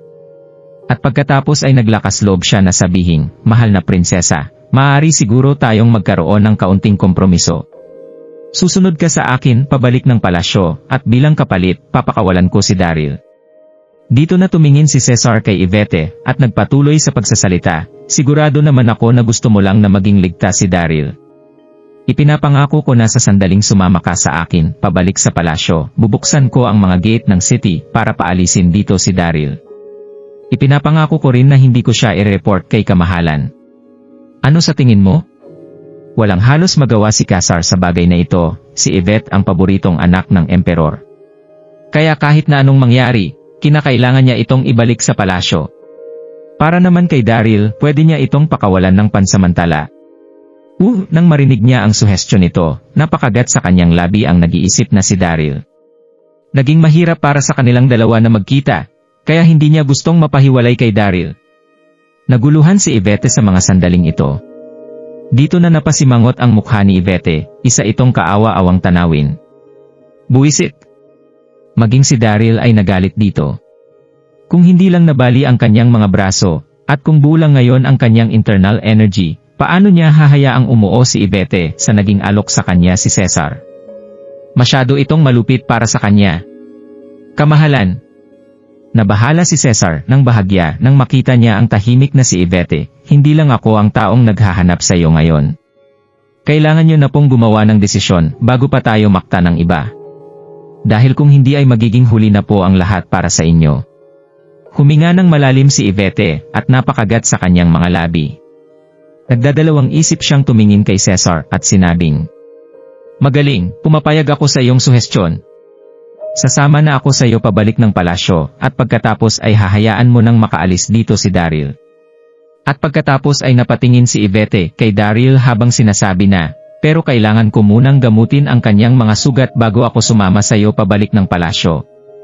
Nagdadalawang isip talaga si Yvette na lumayo kay Daryl, pero wala na siyang choice. Pero naging halos imposible ito sa kasalukuyan niyang sitwasyon. Hindi niya magagawang isama si Daryl at puwersahang tumakas palabas ng gate. Natuwa ng husto si Cesar nang sumangayon sa kanya si Yvette. Dito na siya tumango ng malakas at sumagot ng walang problema. "Gamutin mo na ang mga sugat niya. Hihintayin ka namin sa labas." At pagkatapos ay ikinaway ni Cesar ang kanyang kamay at isinama ang kanyang mga tauhan palabas ng kwarto. "Patawarin mo ako, Yvette." Nang magsara ang mga pinto, nagalit ng husto si Daryl. Mapait niyang sinabi kay Yvette na, "Kasalanan ko ang lahat ng ito. Hindi ka na sana ng problema sa akin kung hindi lang ako nasugatan ng husto." Nang sabihin niya iyon, gusto nang sampalin ni Daryl ang kanyang sarili. Hindi man lang niya magawang protektahan ang babaeng gusto niya. Paano niya natatawag na lalaki ang kanyang sarili? Napakagat sa kanyang labi si Yvette at napipilitang ngumiti kay Daryl. Dito na niya dahan-dahang sinabi na, "Hindi kita masisisi. Mukhang itinakda talaga na dumaan tayong dalawa sa iba't ibang klase ng hirap." Dito na binuksan ni Yvette ang isang vial ng elixir, at mahinang siyanbi na, "Tutulungan kitang gamutin ang mga sugat mo bago ako bumalik ng palasyo." "HMM," sagot ni Daryl. Tahimik siyang tumingin kay Yvette habang tinutulungan siya nitong hubarin ang kanyang mga damit. At pagkatapos ay dahan-dahang nitong nilagyan ng gamot ang bali niyang mga braso. Nang makita niya ang mga nakakatakot na peklat sa katawan ni Daryl, nanginig ang buong katawan ni Yvette. Natigilan siya sa kanyang nakita. Napakarami ng mga injuries nito. Paano niya nagawang tiisin ito hanggang ngayon? Nasaktan ng husto dito si Yvette. Isa siyang malakas at maintindihing babae, kaya hindi siya nagpakita ng pagkainis sa kanyang mukha nang makita niya iyon, at sa halip ay nagpakita si Yvette ng isang mahinhing ngiti sa kanyang mukha. Ayaw niyang sumama pa ang loob ni Daryl. Pero paanong hindi ito malalaman ni Daryl ngayong nakita na nito ang pilit ng ngiti sa kanyang mukha? Nakaramdam siya ng matinding stress sa kanyang sarili. Naging malungkot ang hangin sa kanilang paligid. Napakagat sa kanyang labi si Yvette. At nang makita niya ang pagtingin ni Daryl sa kanya, nagsalita na rin ito ng, "Bakit ka nakatingin sa akin?" Tiniis ni Daryl ang sakit sa kanyang puso bago ngumiti at sabihing, "Iniisip ko kung gaano ka talaga kaganda. Naging mangmang ako noon para hindi ka ligawan ng mas maaga. At kung magkakaanak man tayo, hinihiling ko na sana ay maging kasing ganda mo siya." "Ikaw." Namula ang mukha ng umungusong si Yvette. "Nagiging pilyo ka na naman." At noong maisip ni Yvette ang tungkol sa paglalayo nila ni Daryl, hindi na niya napigilan pa ang kanyang sarili. Dito na siya nagsimulang umiyak. Hindi nagpakatatag si Yvette sa mga sandaling ito, at sa halip ay nagawa niyang ilabas ang lahat ng pagtutol at lungkot na kanyang nararamdaman kay Daryl. Malapit na siyang bumalik sa palasyo, at dumalo sa martial arts tournament na hinanda ng kanyang ama para sa kanya. Paano nga ba siya magkakaroon ng future, kasama si Daryl? "Okay lang iyan, Yvette, huwag kang umiyak, huwag ka nang umiyak." Nasaktan ng husto si Daryl nang makita niyang umiiyak si Yvette. Gusto niyang hawakan ang mukha nito, pero hindi pa rin niya maramdaman ang kanyang mga braso, kaya wala na siyang magawa kundi tingnan ng buong pagmamahal si Yvette. "Huwag ka nang umiyak. Isa kang prinsesa kaya huwag ka nang umiyak, okay?" Dito na umirap si Yvette kay Daryl. Ngumuso ito at sinabing, "Umiiyak ako nang dahil sa iyo, wala kang puso. Kung hindi ka nahuli ng Sect Master ng Heaven Union Sect at dalhin ito sa New World, pupunta ka ba talaga rito para hanapin ako? Sigurado ako na wala akong pwesto sa iyong puso." Nang sabihin niya iyon, napuno ng paghihati ang mukha ni Yvette. Hindi alam ni Daryl kung maiiyak ba siya o matatawa. Paano ito magiging possible? "Namiss kita ng husto." Dito na tumawa si Yvette. "Okay lang. Nagbibiro lang naman ako. Katatapos-tapos niya lang na maglagay ng Heaven Bone Renewing Elixir kay Daryl. Nakaramdam si Daryl ng bahagyang pamamanhid sa kanyang mga braso, nakaramdam sila ng kakaibang bagay sa kanilang mga dibdib, pero hindi pa rin niya magalaw ang kanyang mga braso. Sige, tapos na kitang lagyan ng gamot. Napapalakpak si Yvette sa kanyang mga kamay, dito na makikita ang gaan sa kanyang dibdib. At pagkatapos ay pinaalalahanan niya ang si Daryl na, kinakailangan mo pang ipahinga ng kalahating buwan ang mga braso mong iyan. Kaya ipangako mo sa akin, na hindi ka makikipaglaban sa kahit na sino sa susunod na kalahating buwan ok. Napuno ng pag-aalala ang mga mata ni Yvette, na parang babae na nagpapaalala sa kanyang asawa. Opo, honey. Tumatangong ngiti ni Daryl. Ipinapangako ko na hindi ako makikipaglaban sa kahit na sino hanggang hindi pa gumagaling ang mga braso ko. Sush! Dito na nag-blush ang bumubulong na si Yvette, nagiging pilyo ka na naman. Kahit na sinabi niya yon, natuwa pa rin ng husto si Yvette kay Daryl. Dito na gumaan ang hangin sa paligid ng kwarto. Squeak! Sa mga sandaling yon, mayroong isang tao na nagbukas ng pintuan. Dito na ipinasok ni Cesar ang kanyang ulo sa kwarto at maingat na sinabing, lumalalim na po ang gabi, mahal na prinsesa, kinakailangan na po nating bumalik sa palasyo. Dito na niya nainggit na tiningnan si Daryl. Buwisit. Napakaswerte talaga ni Daryl para makuha ang loob ng prinsesa. Kung hindi lang dahil sa prinsesa, kanina ko pa sana ito hinuli para makakuha ng pabuya sa kamahalan. Okay. Dito na nawala ang ngiti sa mukha ni Yvette, habang bastos na sumasagot kay Cesar. At pagkatapos ay tumingin si Yvette kay Daryl, na puno ng pagdadalawang isip ang kanyang mga mata. Aalis na ako ngayon, Daryl. Ingatan mo ang sarili mo. Ayaw sanang umalis ni Yvette ng ganoon kabilis, pero alam niya rin na sa sandaling patagalin niya pa ito, papasok na ang Royal Army sa inn na kanilang kinaroroonan. At kapag nangyari iyon, hindi ito magiging maganda para kay Daryl. Huminga ng malalim dito si Daryl. Tiniis niya ang pagdadalawang isip na kanyang nararamdaman habang pilit nang umingiti, pero nanakit pa rin ng husto ang kanyang puso.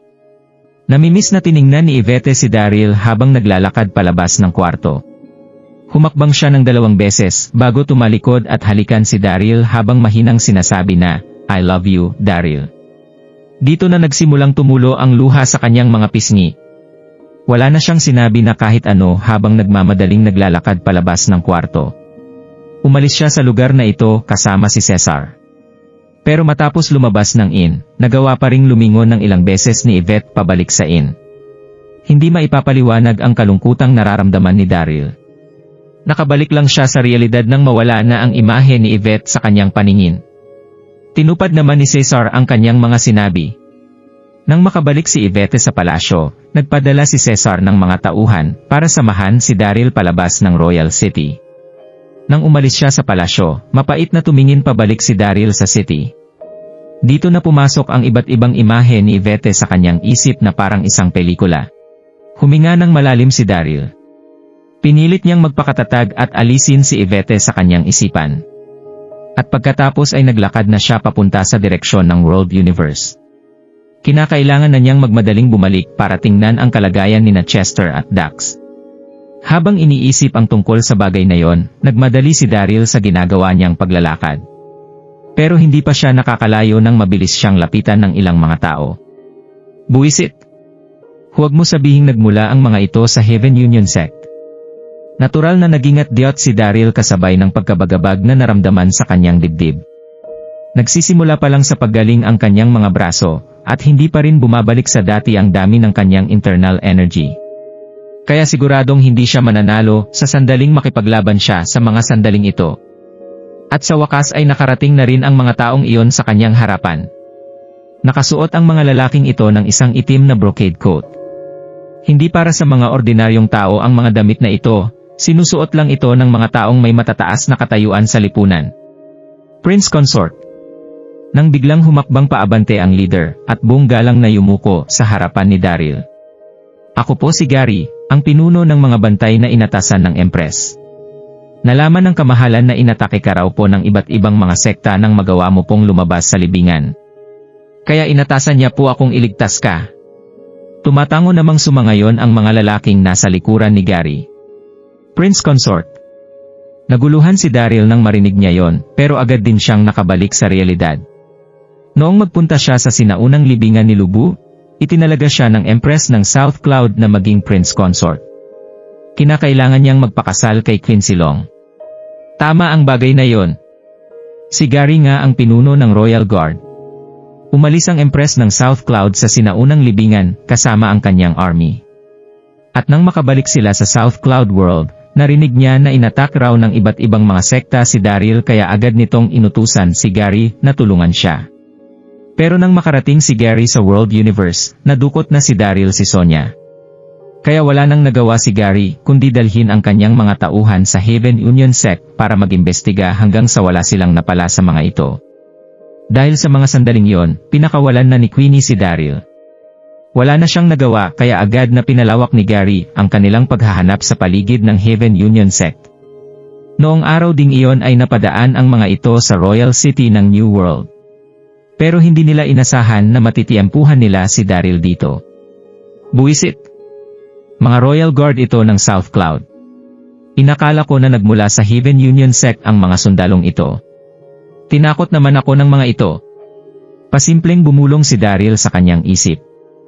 At pagkatapos ay ngumiti siya kay Gary at sinabing, mukhang nahirapan kayong hanapin ako. Pwede mo nang sabihin sa Empress na okay lang ako. Hindi na niya ako kailangan pang alalahanin. At pagkatapos ay tumalikod na si Daryl para iwanan ang mga ito. Agad na nagpanik si Gary. Agad niyang hinarang ang dadaanan ni Daryl at magalang na sabihing, Prince Consort, inutusan po kami ng kamahalan na dalhin ka pabalik sa South Cloud ng ligtas. Kaya pakiusap, sumama na po kayo sa amin. Ano? Sumama sa'yo pabalik ng South Cloud World. Nang marinig niya ang mga sinabi ni Gary, hindi na alam ni Daryl kung matatawa ba siya o maiyak. Agad niyang tinanggihan ang alok nito. Hindi ko po ito magagawa. Mayroon po akong emergency na dapat puntahan. Kaya pakiusap, maaari na po kayong bumalik sa South Cloud World. Nahirapan sa mga sandaling ito si Gary. Prince Consort, malinaw pong ipinagutos ng kamahalan ang pagsasama sa inyo pabalik. Hindi po namin siya magagawang suwayin. Pakiusap, huwag niyo na pong pahirapan pa ang ating mga sarili. Naging mahirap para sa kanilang hanapin si Daryl. Kaya kung paaalisin nila ito, anong mukha na lang ang maihaharap nila sa Empress? Hoy! Hindi na rito nakapagsalita pa si Daryl. Hindi niya alam kung matatawa ba siya o maiiyak, dito na siya tumitig kay Gary. Pwede niyo na lang bang sabihin na hindi niyo ako nakita? Dito na hindi nagsalita ng kahit na ano si Daryl. Agad siyang tumalikod at umalis. Nakaramdam ng matinding stress si Gary nang magmatigas si Daryl sa kanila. Dito na siya mapait na ngumit at nagsabi ng, kung ganoon po, kailangan ko na pong gawin ang dapat ko pong gawin. Patawarin niyo po ako. Nang biglang kasing bilis ng kidlat na igalaw ni Gary ang kanyang mga kamay na tumama sa lig ni Daryl. Clap! Hindi pa nababawi ni Daryl ang nawalang internal energy sa kanya. Agad na umikot ang kanyang mga mata bago tuluyang mawalan ng malay. Buwisit! Bakit napakabayolente ng isang ito? Ako ang Prince Consort. Ang lakas ng loob niyang atakihin ako. Habang unti-unti siyang kinukuha ng kadiliman, walang nagawa si Daryl kundi mapamura kay Gary sa kanyang isipan bago tuluyang mawalan ng malay. Samantala, sa paanan ng MT, sa World Universe. Noong makarating sila sa sinaunang libingan ni Lubu, nagawang mapatay ni Megan si Master Whitebrows at ipasa ang sisi sa nangyaring ito kay Daryl.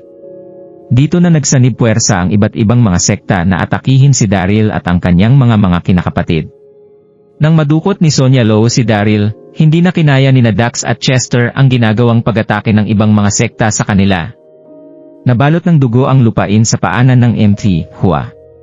Maraming mga disipulo ang namatay at nasugatan ng husto mula sa panig ng Elysium Gate, Flower Mountain at Eternal Life Palace. Isa itong makapanindig balahibong tanawin. Aksidenteng nagkahiwalay sina Dax at Chester habang nasa gitna ng matinding laban na ito. Mga hayop kayo! Hinding-hindi ko makakalimutan ang bagay na ito. Galit na isinigaw ni Dax habang ipinagpapatuloy ang pag-atake nang malaman niyang hindi na niya makontrol ang sitwasyon. Iwinagayway niya ang mga hawak niyang palakol sa kanyang harapan bago humakbang ng isang beses paatras. At pagkatapos ay dali-dali siyang tumalikod at tumakbo papunta sa malayo. Kahit na maiksi ang kanyang pasensya, hindi naman siya mangmang. Hindi niya alam kung nasaan na si Chester noong mga sandaling iyon, kaya kung ipagpapatuloy niya pa ang pakikipaglaban sa mga ito, masisiguro lang nito ang nalalapit niyang kamatayan sa kamay ng mga ito. At nagawa mong kaming takbuhan. Singhan ni Megan bago lumukso at habulin si Dax. Tutulungan kita, Megan Castello. Isang gwapong lalaki ang nagpakita mula sa gitna ng maraming mga cultivator na agad sumunod sa humahabol na si Megan. Mabilis nilang hinabol ang tumatakas na si Dax, siya ay walang iba kundi si Chelsea Rhea ng Tianshan Sect. Maraming mga nilabas na talent ang mga sekta ng World Universe nitong nakaraang 10 taon, at isa si Chelsea ng Tianshan Sect sa pinakamahuhusay na henyo ng World Universe. Wala pa siyang 30 years old pero isa na siyang level 5 martial saint. Kilala siya ng mga cultivator sa World Universe. Itinalaga din siya ng kasalukuyang Sectmaster ng Tianshan, na maging susunod na Sectmaster ng kanilang sekta, kaya agad na maiisip ng kahit na sino kung gaano katas ang kasalukuyan niyang posisyon sa larangan ng martial arts. Hindi napansin ni Megan ang pagsunod ni Chelsea nang ititig niya ang kanyang mga mata kay Dax. Kinalaunan, hindi na mamalayan ng tatlo ang pagdating nila sa isang tahimik na bulubundukin. Buwisit! Tahimik na napamura si Dax sa kanyang sarili nang ma-realize niyang dead end na ang kanyang dinaraanan. Oras mo na, Dax! Nanlalamig na sinabi ni Megan.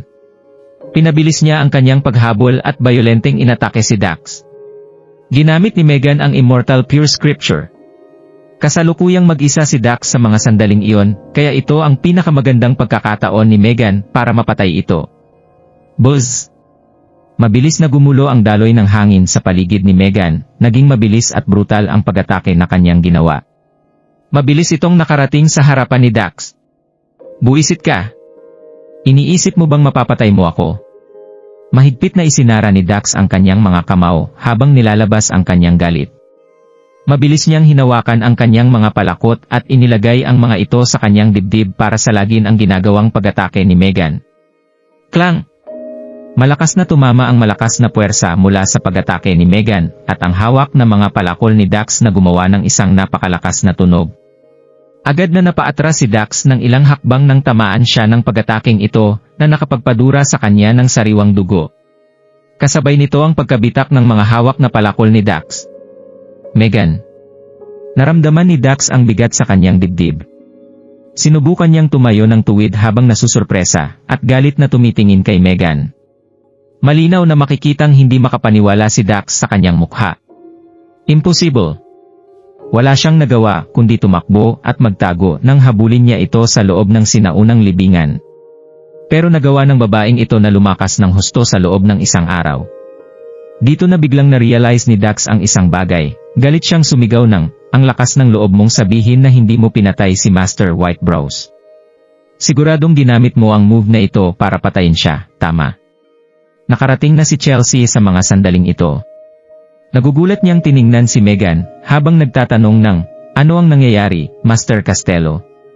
Nasurpresa si Chelsea nang maramdaman niya ang lakas ni Megan.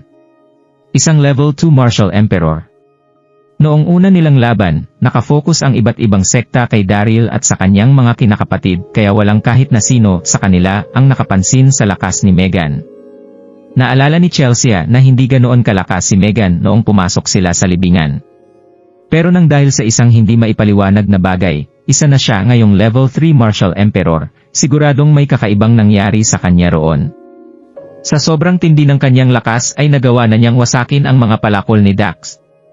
Nagawa ring mapatay sa pamamagitan ng isang solong pag-atake ang Sectmaster ng MT, Huasek na si Master Whitebrows, malinaw nilang nakita ang pagkadurog ng puso at ng energy field nito.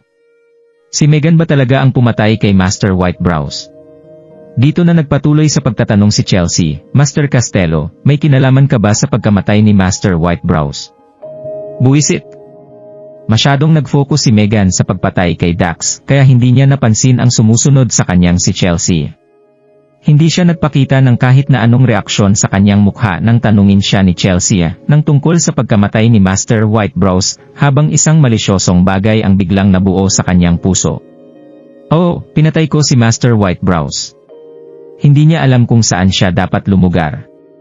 Nagawa niya akong bastusin, kaya hindi na ako nagdalawang isip na patayin siya. Hindi ko na kailangan ng awa mo. Dito na naglabas ng isang makapanindig balahibong aura si Megan, habang sinasabi na, nakita mo naman kung ano na ang kaya kong gawin ngayon, Chelsea. Sa pamamagitan ng bilis kong ito sa pagpapalakas, hindi magtatagal ay malalampasan ko na ang lahat ng mga sect master. Malapit mo ng pamunuan ang Tianshan. Kaya kung alam mo ang iyong ginagawa, magiging tapat ka sa akin. Sa sandaling maging community master ako ng martial arts sa World Universe, ipinapangako ko na hindi kita papabayaan. Dahil bunyag na ang pinakatatagong lihim ni Megan, hindi na niya kailangan pang itago ito kay Chelsea. Sa bagay, silang tatlo lang ang tao sa lugar na yon, kaya hindi siya natatakot na ikalat ni Chelsea ang tungkol sa kanyang natuklasan. Ikaw. Nagalit at natigilan dito si Chelsea. Ikaw pala talaga ang pumatay kay Master Whitebrows, Megan. Napakasama mo. At nagawa mo pang ibunton kina Daryl ang sisi para kampihan ka ng ibang mga sekta. Alam mo ba kung gaano kalaking pinsala ang ginawa mo? Pero nagawa mo pa ring sabihin sa akin na magpakatapat ako sa iyo. Suminghal si Chelsea kay Megan habang ipinapakita ang mukha niyang puno ng determinasyon at galit. Kahit na maganda kang babae, isa ka pa ring masamang tao. Huwag mo na akong idamay sa kasamaan mo. Sush! Dito na biglang naging malisyoso ang mukha ni Megan. Ngayong hindi mo na-appreciate ang ginagawa ko sa iyo, dapat lang na mamatay ka kasama ni Dax. Muling ginamit ni Megan ang Immortal Pure Scripture, at inattack si Chelsea. Buzz! Agad na binalot ng isang napakalakas na aura si Chelsea. Dito na nagbago ang itsura ni Chelsea, sinubukan niyang gamitin ang kanyang internal energy para umatake, pero masyado niyang minaliit ang kasalukuyang lakas ni Megan. Bang! Malakas na napasigaw si Chelsea nang magtama ang kanilang mga pag-atake. Sumirit ang sariwa niyang dugo habang nasa gitna siya ng ere. Hindi nagtagal ay umulan ng dugo sa paligid habang tumatalsik si Chelsea ng ilang daang metro mula sa kanyang pwesto. At noong huli ay tumama siya sa isang bato at bumagsak. Tuluyan nang nawasak ang kanan niyang braso nang bumagsak siya sa lupa matapos niyang tumigil sa paghinga. Gasp! Napapigil hininga rito si Dax. Isa si Chelsea sa pinakamahuhusay na cultivator sa buong mundo pero nagawa pa rin siyang patayin ni Megan sa loob ng isang attack.